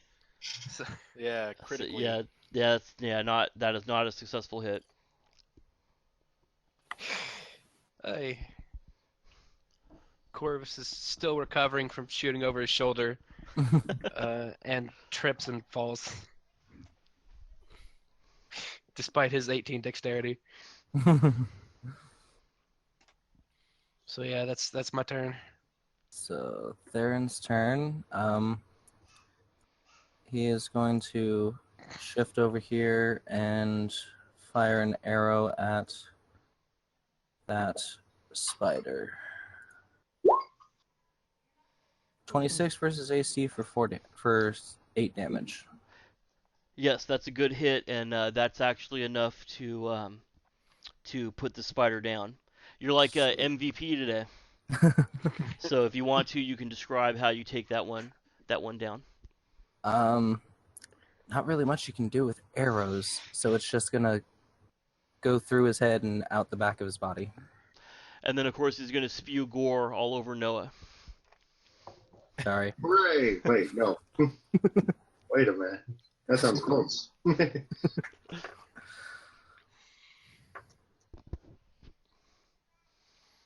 So that's Adnan's turn. Yeah. So the rules say the spider gets a free attack when I move away from it, so I guess I'll just keep attacking. I don't think there's any attacks of opportunity in this rule set. Did you? I read it on page 45, defensive movement. Anytime a character turns his or her back and adjacent opponent and begins movement, that opponent is allowed a parting shot with a +2 bonus attack. Gotcha. I'm looking at it right now. You're absolutely right. But like you could just back away rather than turning around and moving away, right? Yeah, because if you back away, the spider will still have to get by Goliath. It's something about a fighting retreat, I think. Yeah, then I'll back away slowly. Can I move here and still attack with my pole arm? I believe you have reach for that. Yeah, I believe your pole arm has reach. Let me just do that then. And attack. And that glances right off of the rounded body of the spider. Yeah. Now, Isabella's engulfed in flames. She will tuck up her skirt and run over there, bypass Adnan and Elduane, and then she will bite on her tongue and aim a dart at the spider. Okay. Go for it. That is a hit for 2 points.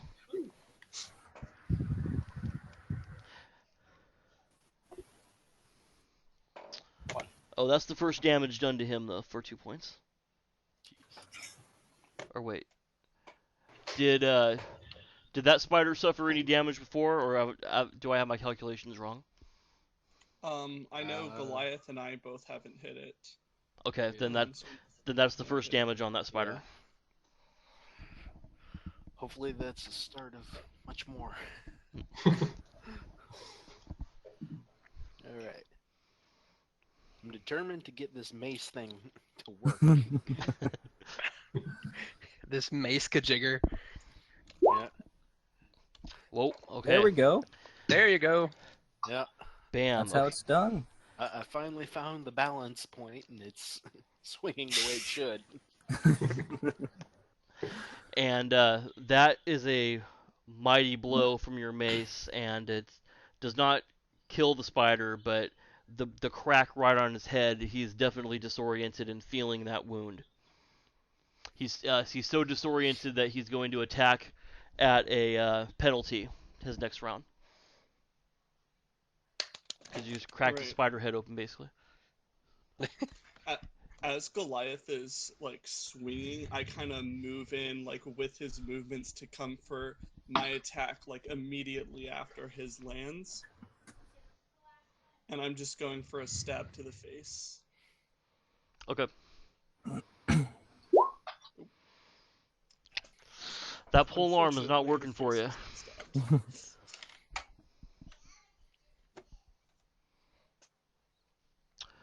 Yeah, that is not a That's it for successful me. strike, so now it's Noah's turn. Okay, so Noah's gonna turn and try to beat the crap out of the spider. Get it open my sheet. Okay, so here's gonna be a d20 plus 1. Hey, Ugh. so good. So good. Wow, yeah, that was a critical failure, +1.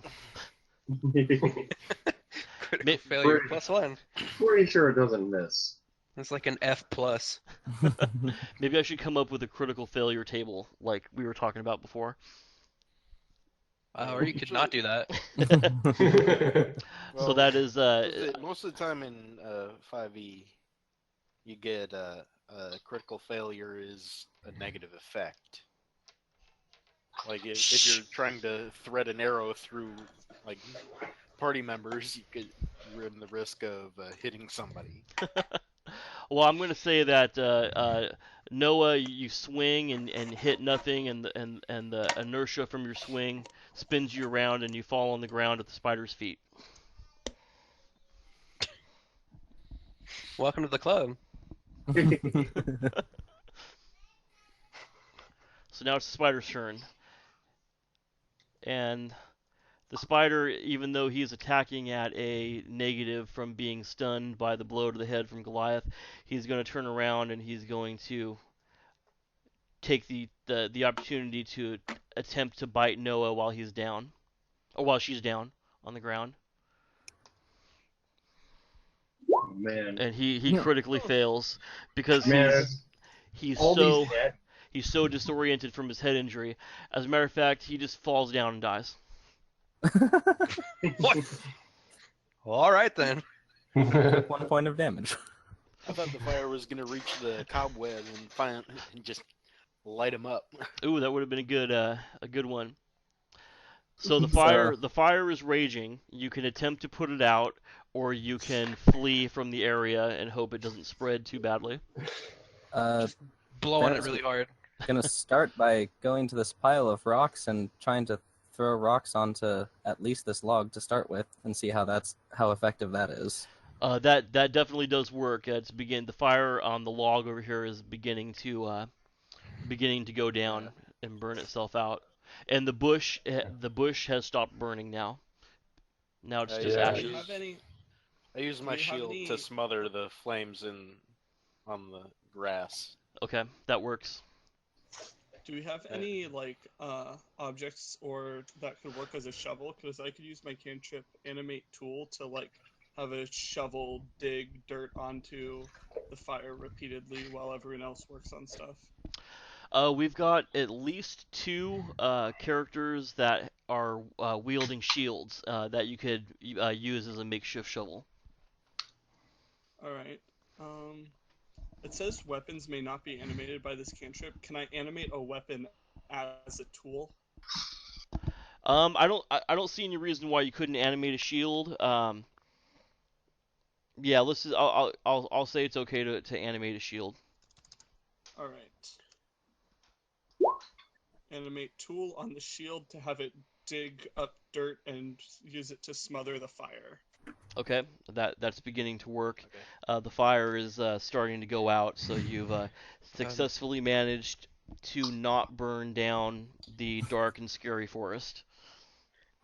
Corvus will help. Any more than we already have. Yeah. take off his big heavy coat and start smothering the fire with it to just put it the rest of the way out. So now the fire is completely out due to the efforts. Um, if everybody wants to search around to see if the spiders had any treasure, Corvus, if you want to look for venom sacs, go ahead, because I need to take a few minutes to calculate everybody's experience. Yeah, what should I roll for, do I have to roll to see if I can harvest venom from him? Or... No, you don't need to roll for that. I would assume that you would know how to harvest the venom from a poison sac if you're skilled with poison. And so basically, for every spider that was killed, you'll find one sac of venom. Okay, how many spiders did we kill? Like 5? Yeah, I think we killed 5. Alright. Take some little vials and start squeezing out the venom.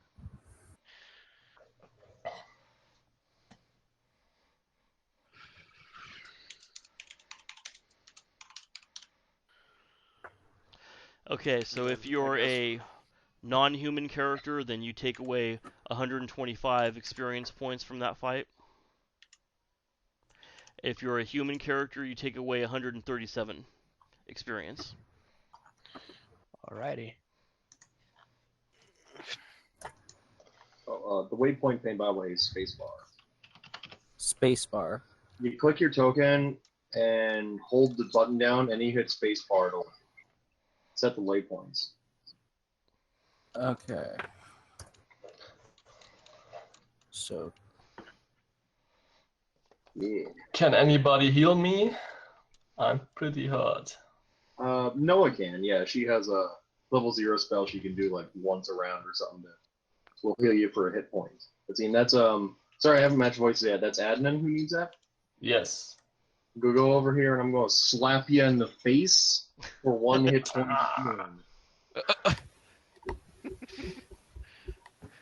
Oh man. Because like now is not your time to die. And you recover a hit point. Oh, thank you. I can never find this Slap them in freaking... the face and they're like, wow, I feel better now. Oh, so close. I can never find this freaking XP box.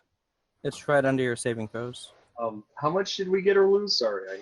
Okay, I got it. Non-humans, 125, I think you said? Yeah, 125 for non-humans, 137 for humans. 10, 47, 47. All right. Sweet. Alrighty. So I'm only able to make 1 waypoint.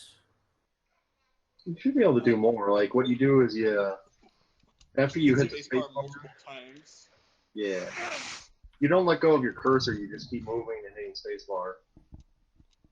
Oh, move and press spacebar? Okay, there we go. Yeah, Now like it's a working. mid-drag press spacebar. Okay, I got it. Oh man, he's making an Uzumaki. Everybody run! Okay, that makes sense now. It's starting to look like a planetarium here. Yeah. I think we're having too much fun with the waypoint system. Okay. So anybody Woo. that wants to... Fun. Anybody that wants to look in these cobwebs over here and around the burnt remnants of the bush will find a skeleton that's still clothed in tatters. Uh-oh. Okay. I can't find me. Can't find you? Oh, you know what? I Yeah. accidentally deleted you when I was deleting the fire. Oh no! Oh, Wow. Theren just gets wiped from existence. God, move killed away me. from the drawings. Yeah, I think I accidentally deleted Theren. I apologize. Let me bring It's you all back. good. So do we want to roll for investigation, I guess? Either that or somebody can just walk up to it and walk up to the skeleton and check it out. Oh. I walk up to the skeleton and check it out. Yeah. Am I abnormally Said large? it's in the bush. Yeah, I gotta. There you Yeah, go. Wow. You're pretty giant, Theren. So In a the, game where elves are abnormally small compared to most other games. So the skeleton has a pouch that contains 100 gold pieces. The skeleton has another pouch that contains 3 topazes that are each worth 500 gold pieces. Wow. Nice. There's a golden brooch attached to one of its tatters of cloth that's worth 300 gold pieces. And around its bony neck is a necklace, golden necklace that's worth 500 gold pieces. Dude, this guy was styling, man. Right. Does he have any like notes or identifying objects on his person? No, everything is too tattered. The clothing doesn't bear any kind of identifiable mark. The necklace, however, I actually have a handout picture of the necklace. Did someone else get that loot? Because I lost track. Yeah, I'm writing it down. I need to know the value of the necklace and the gold. Necklace 500 gold, and the gold brooch. Yeah, brooch was 300, 3 topaz for 500, and what were the gold piece? The 100 gold. We got 100 gold pieces. And then, are you guys seeing the handout of the picture of the mysterious pendant? Yeah. Ooh. Nice. Is that something about the left Look it up. hand? Yeah, Yeah, I think that's the left you might hand. have to ask somebody about that. That is a left hand. Yeah, I think it's clearly a right hand. I could go into details, but actually that is a left hand. Yeah. So Do you, I The sense side any of the evil thumb. from it? oh yes, you sense an overwhelming evil coming from this pendant. So it is definitely a That left item hand. is a very cursed item. It is definitely a left hand, and the jewel in the palm of the hand could be taken to represent an eye. This very well could be a pendant that was worn by somebody who was a member of the cult of Vecna. Or the Illuminati. I don't think they exist in this world. Oh, Isabella will take it and wrap it in a Alright. cloth. Yeah, I want nothing to do with that pendant. Yeah, I'm freaked out from the story. Corvus will just go ahead and palm the topazes when nobody's looking. I can carry those.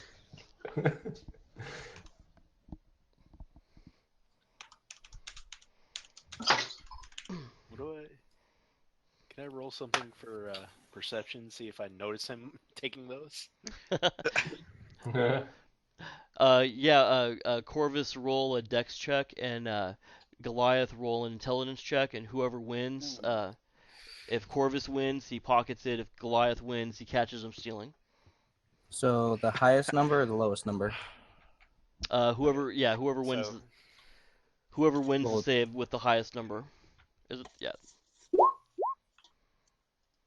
My intelligence is -1, so that's a 10. Okay. My Yeah. dex is 18, so that's a -3. So yeah, nobody noticed Corvus pocket the three topazes. And so, So we were aiming to roll higher? But we all knew about the topazes, right? Because it was see, I'm just... oh yeah, Goliath that's and right. That's right. Elduane. We saw everything Yeah. there. I'm like, where's the topaz going? Yeah, because Yes, Goliath and Elduane are the ones that are searching the body. that's I right. So say, did somebody grab those topazes? Corvus figures that it would be less trouble to himself if he just came out and said, yeah, I'm going to hold on to him. Is that okay with everyone? As long as we get our fair split. And Of trust course, me, I'll of keep you course. to that. I have no funny doubt. business. My elven friend. Half elven. You know, I've still got some of this nightshade powder. Might want to watch your ale next time you're in the tavern. Is that a threat? Yes, that was a threat. Oh boy. I would recommend against that. Okay, if we're done with Theren this is- pissing contest, Actually going to draw an arrow and point it at Corvus. Oh, it's getting real now. Yep. Oh yeah. In Corvus his is mind, unfazed. you're threatening the pack. Corvus is unfazed, just waves a hand and says, "You'll get your fair share, trust me." I glare at him and turn back around to continue divvying up the other treasure we collected.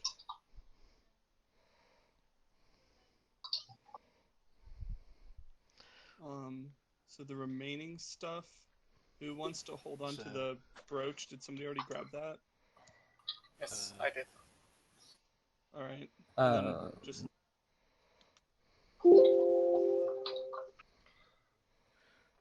How about some trusted person is holding on to all the treasure items?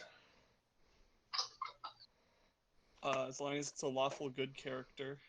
Yeah, Yes. like a paladin almost. Yeah. Yeah, Elduane would be okay with Goliath holding on to the Yeah. remaining treasure. That's a good idea. Was it? You want me to hold the topaz and the brooch, or Yes. like I don't want to touch the necklace. Yeah, Yeah. I understand. Isabella can take this one.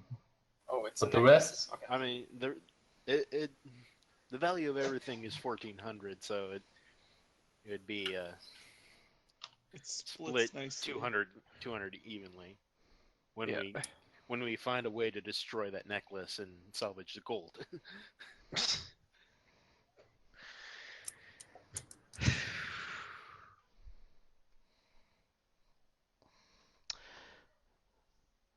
So when everybody's done divvying up their treasure and everything, are we ready to move on? Yeah.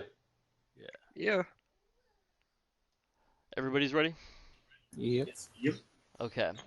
So after that event with Spider, you continue moving through the forest. It's still cold. It's still dark. It's starting to get wetter as you move forward. Your eyes are all open for spiders and other threats, but you actually end up making it to a forest clearing without any further encounters or trouble. So let me bring up the map of where you end up at.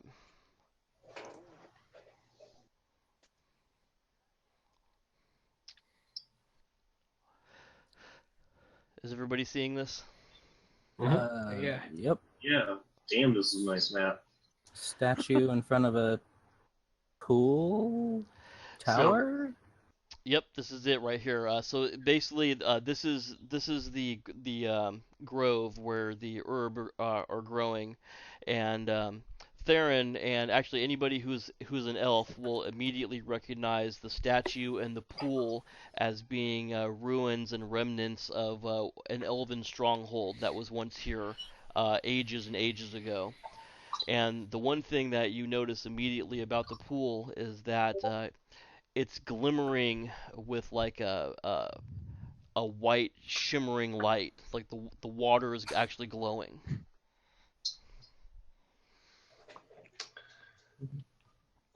As an elf or a half elf, would I know that whether or not that water's like would have any special properties or anything like that?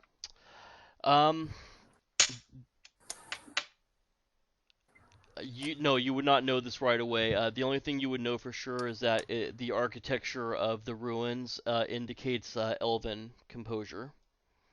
Okay. It's too bad we Is lost. there a dwarf anything, that can identify yeah. stonework. Oh yeah, that's right. You guys once had a dwarf. He was sick, okay?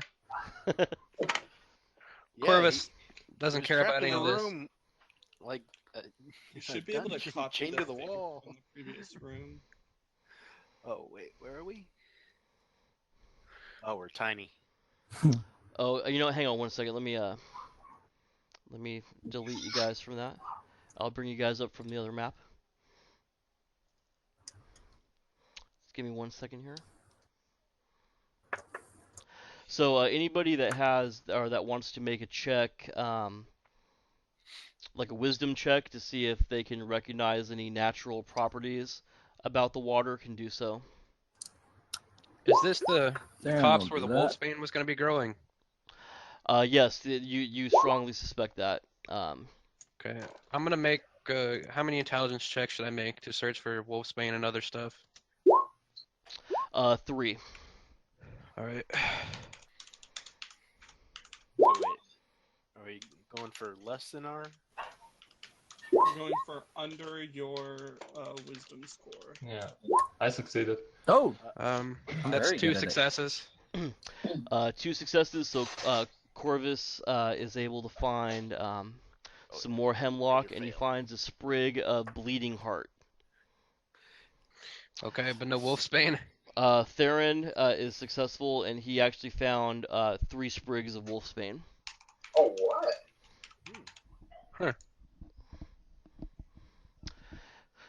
wait, were we rolling wisdom for checking the water or No, looking just for checking wolfsbane? around the area for herbs. Okay. No one has rolled to check the water yet, I believe. Okay. I'll do that. And I fail. So you're not able to immediately tell why the water is shimmering. Hello? Hello. You just cut out for a second. Oh, can you Oh, hear me no. now? Yes. Yeah. Yeah. So yes, you're unable to determine why the water would be shimmering and glowing. Well, I only wanted to investigate the water, and I succeeded with my wisdom check. You succeeded with the water? Yeah. Okay, so what you notice about the pool is that growing on the sides of the pool and just beneath the surface of the water is a clump of white, like clumps of white phosphorescent moss, and you recognize the moss to be called Saint Cuthbert's beard, and it's revered for its healing properties. And the fact that this water was soaking with the moss means that the water would have soaked up some of the properties of the moss. So if somebody were to fill a vial with this water, you would have a potion of cure light wounds. I'm definitely gonna drink out of the pool right away.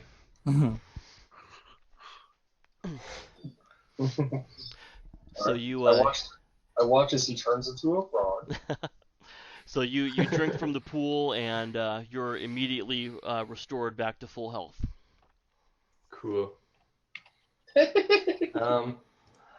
I'll take my water skin and just replace it with the water from the pool. So then, if you were to fill your water skin full of this water, then how many ever uses of a water skin that that you're allowed, that would convert to uses of a potion of cure light wounds. Yeah, I'll fill my water skin with that as well. I do as well. Theren as well. Because why would we not?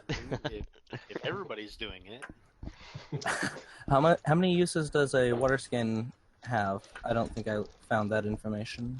I believe it has 5, because it's enough for one full water skin is enough for 5 days. So, and I would assume that you would use it once a day.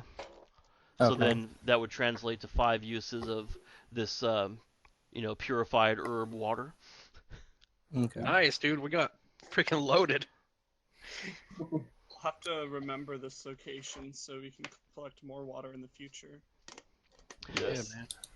Yes, it's Theren would be- automatically marked on your map now, so you can venture back to it at a later time if you wish. Nice. I'm sorry, you were saying something, Theren? No, you answered it. I was just asking if Theren would be able to reliably track his way back. Mm-hmm. Yeah, it's going to be marked off. You guys can definitely return to the spot for the water, and to look for herbs and poison plants. You may have to fight more spiders again, though. Who knows? Maybe not set the forest on fire. Maybe not do that. Yeah, Now we Mr. have a water Obsessed source with to put it out fire. with. I mean, it was very effective in the catacombs. I think we damaged ourselves with the fire there too.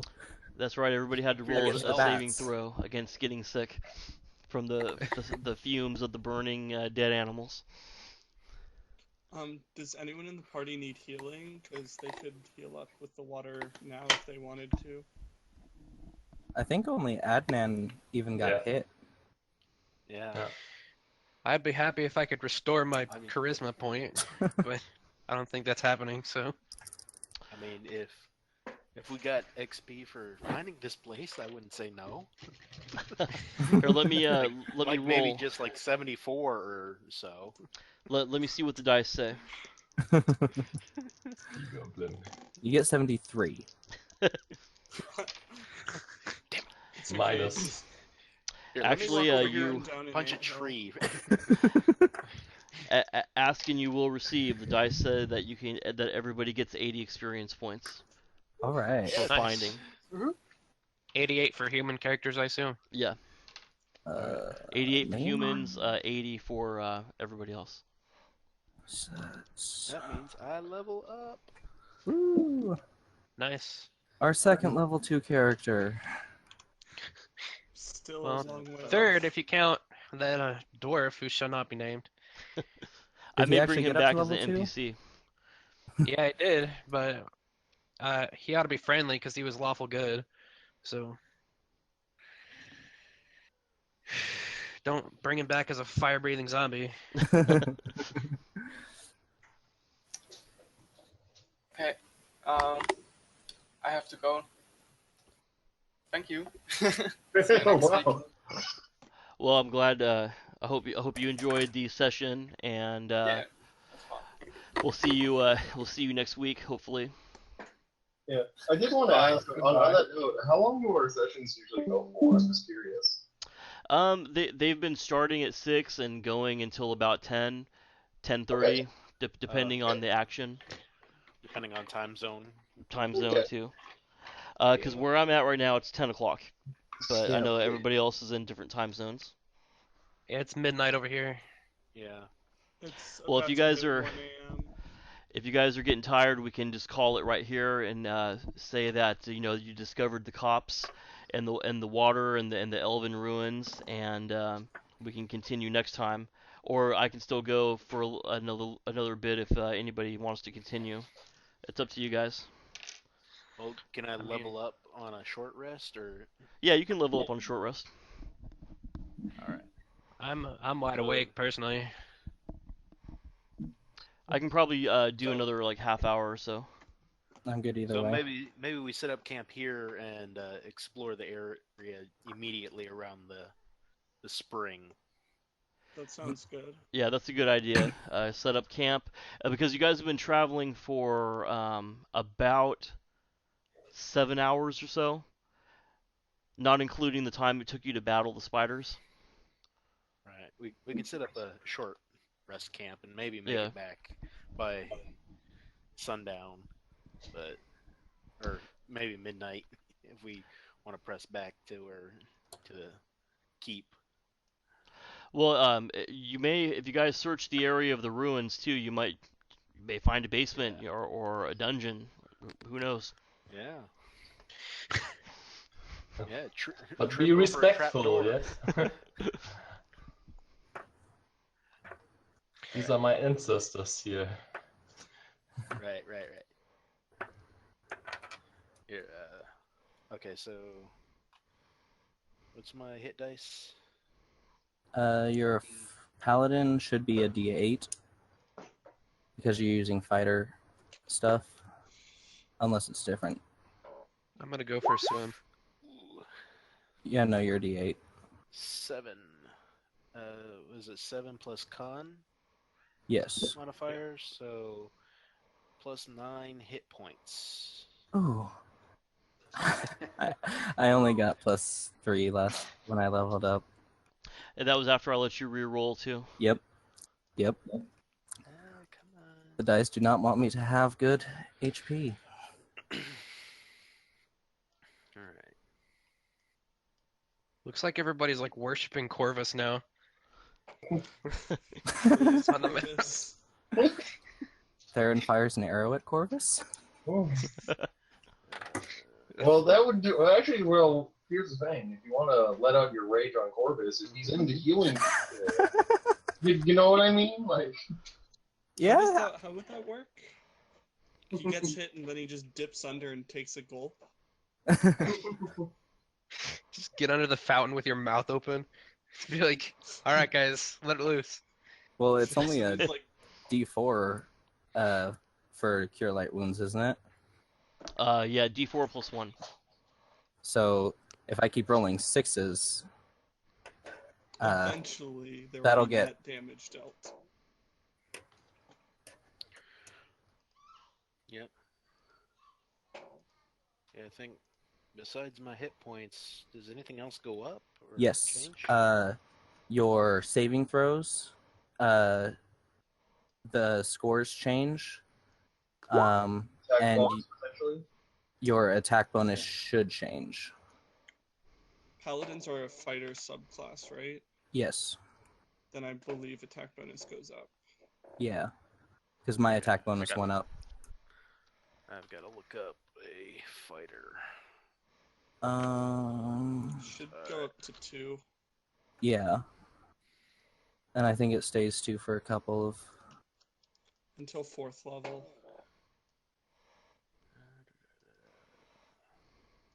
And then I can give you your saving throws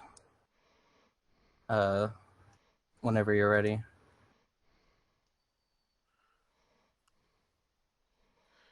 Yeah, go ahead. Death Ray or Poison is 11. Magic Wands is 12. Paralysis or Petrify is 14. Dragon Breath is 15. Spells is 16. All right.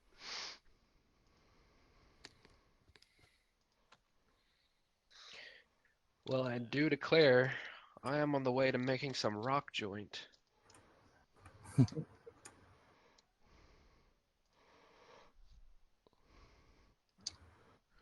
So you said my attack bonus goes up? Yeah. There's a chart somewhere for that. Yeah, I'm looking at the fighter. I think it's by a defensive movement, isn't it? Um,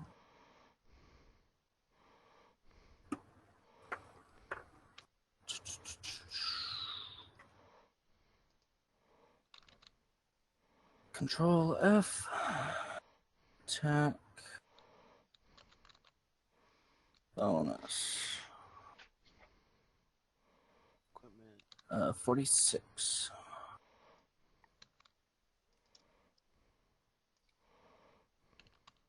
Attack bonus table. Fighter level 1 through 2, or 2 through 3 is +2. All right. What is a thief level 1? Thief level 1, cleric or thief level 1 through 2 is +1. I can't tell if I've added that or not. I think it adds it automatically, doesn't it? Yes. All of your macros add your attack bonus automatically. Okay.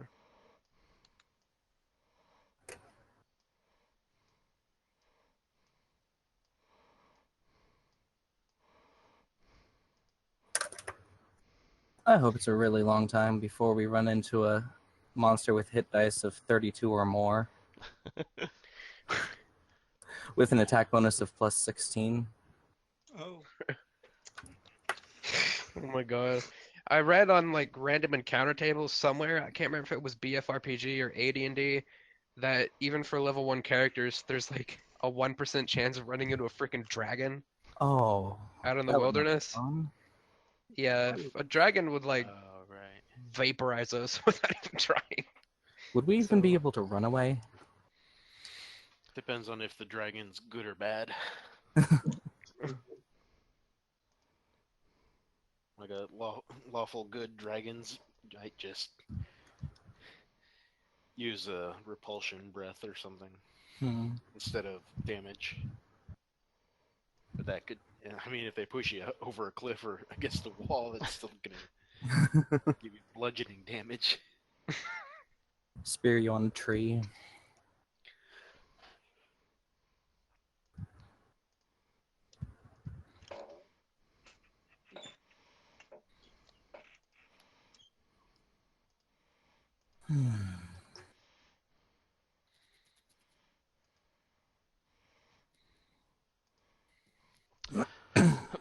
All right, give me a few seconds here. I'm just readying the next screen. Okay. No. So, Paladin. Okay, so I also get Turn Undead. Oh yeah, I'm excited for level 5 because I get to fire 3 arrows every 2 rounds. I'm excited for level 2 because I think I get a spell. I have to wait till level 10. Wah, wah. Yeah. I'm excited for level 2 because I'll have pretty much a 50% chance of picking people's pockets. Just go around stealing from everybody in the town. Like, we have like 2,000 gold now. You can thank me later.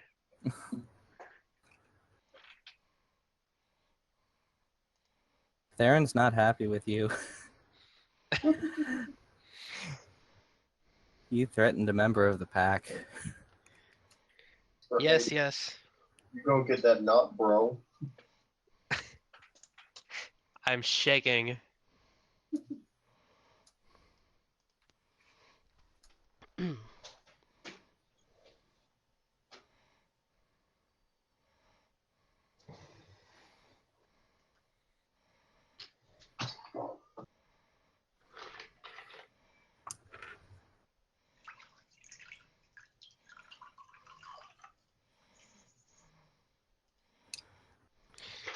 I'm itching to get my hands on a stiletto.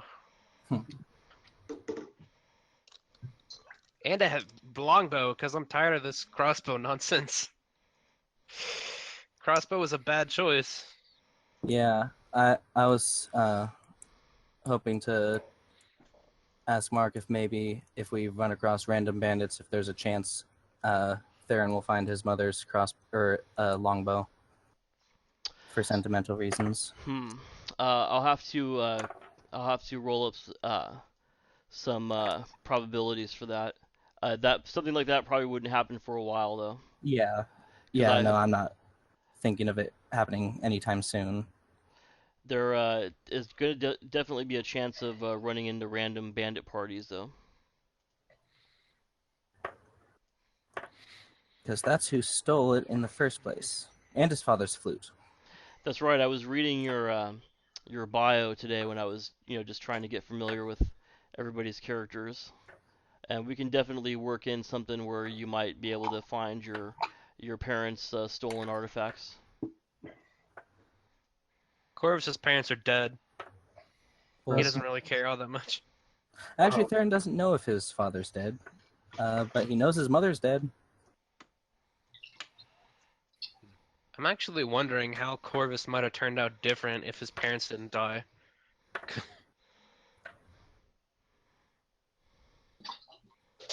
I mean, that was pretty much the reason he became a murderer in the first place. Elduane is basically the daughter of a elven noble who couldn't go into royalty because they were a half-elf. So they just have their father like funding their adventures across the world.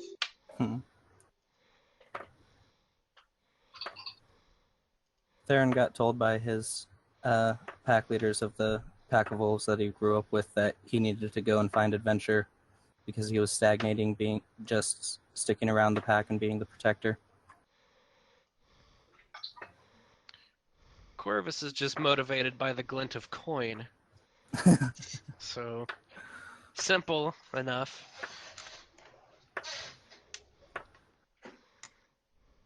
Do we get XP for coins? Is that a thing in this system?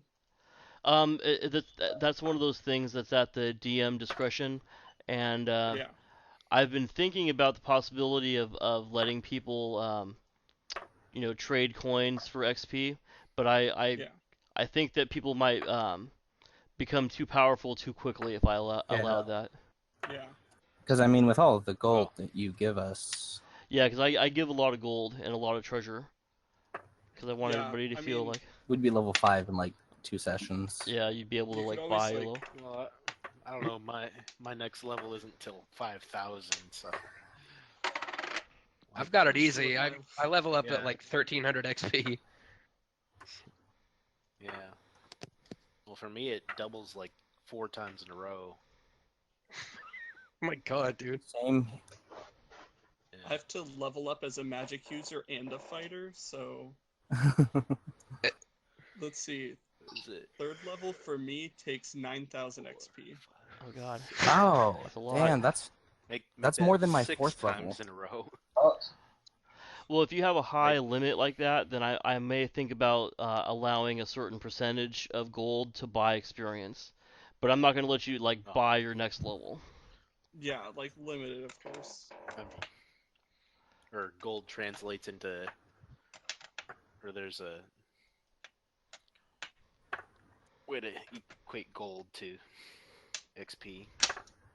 Just like buying training from, master. Oh yeah, like yeah.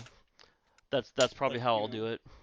500 gold, get 250 XP once per level. And Or have could it take up scale. actual time or game time. Well, the higher So the if level we're in you a are, rush, the we less can't just. XP you can buy. So if we're in a rush, we can't just stop and say, "Hey, I'm gonna train." Quick training montage before we leave. Freaking, like, We only have a day. That's gonna take up like a week. No. just do it in a montage. It lets you learn any skill to like master level in like a minute. Haven't you seen Rocky?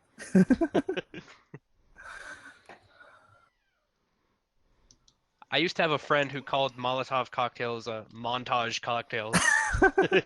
It was pretty funny. So, Mark, Yeah. I was thinking that if we get back to the clerics next week, and then they make my cure, and then I'll be out of town for the session after. Oh yeah, that's right. That's right. Like, that'd be a good time for me to rest and cure. Yeah, okay, that sounds good. Well, because you've definitely play around that. okay, because you guys have definitely found the required wolfsbane, so he'll be able the cleric will be able to make your potion and you can drink it, and you'll be able to rest and heal and recover. Because you keep looking at the spot where you were bitten, and you can see the wound is not healing properly, and you Yeah, start it's having starting- dreams about being in a maze with cheese.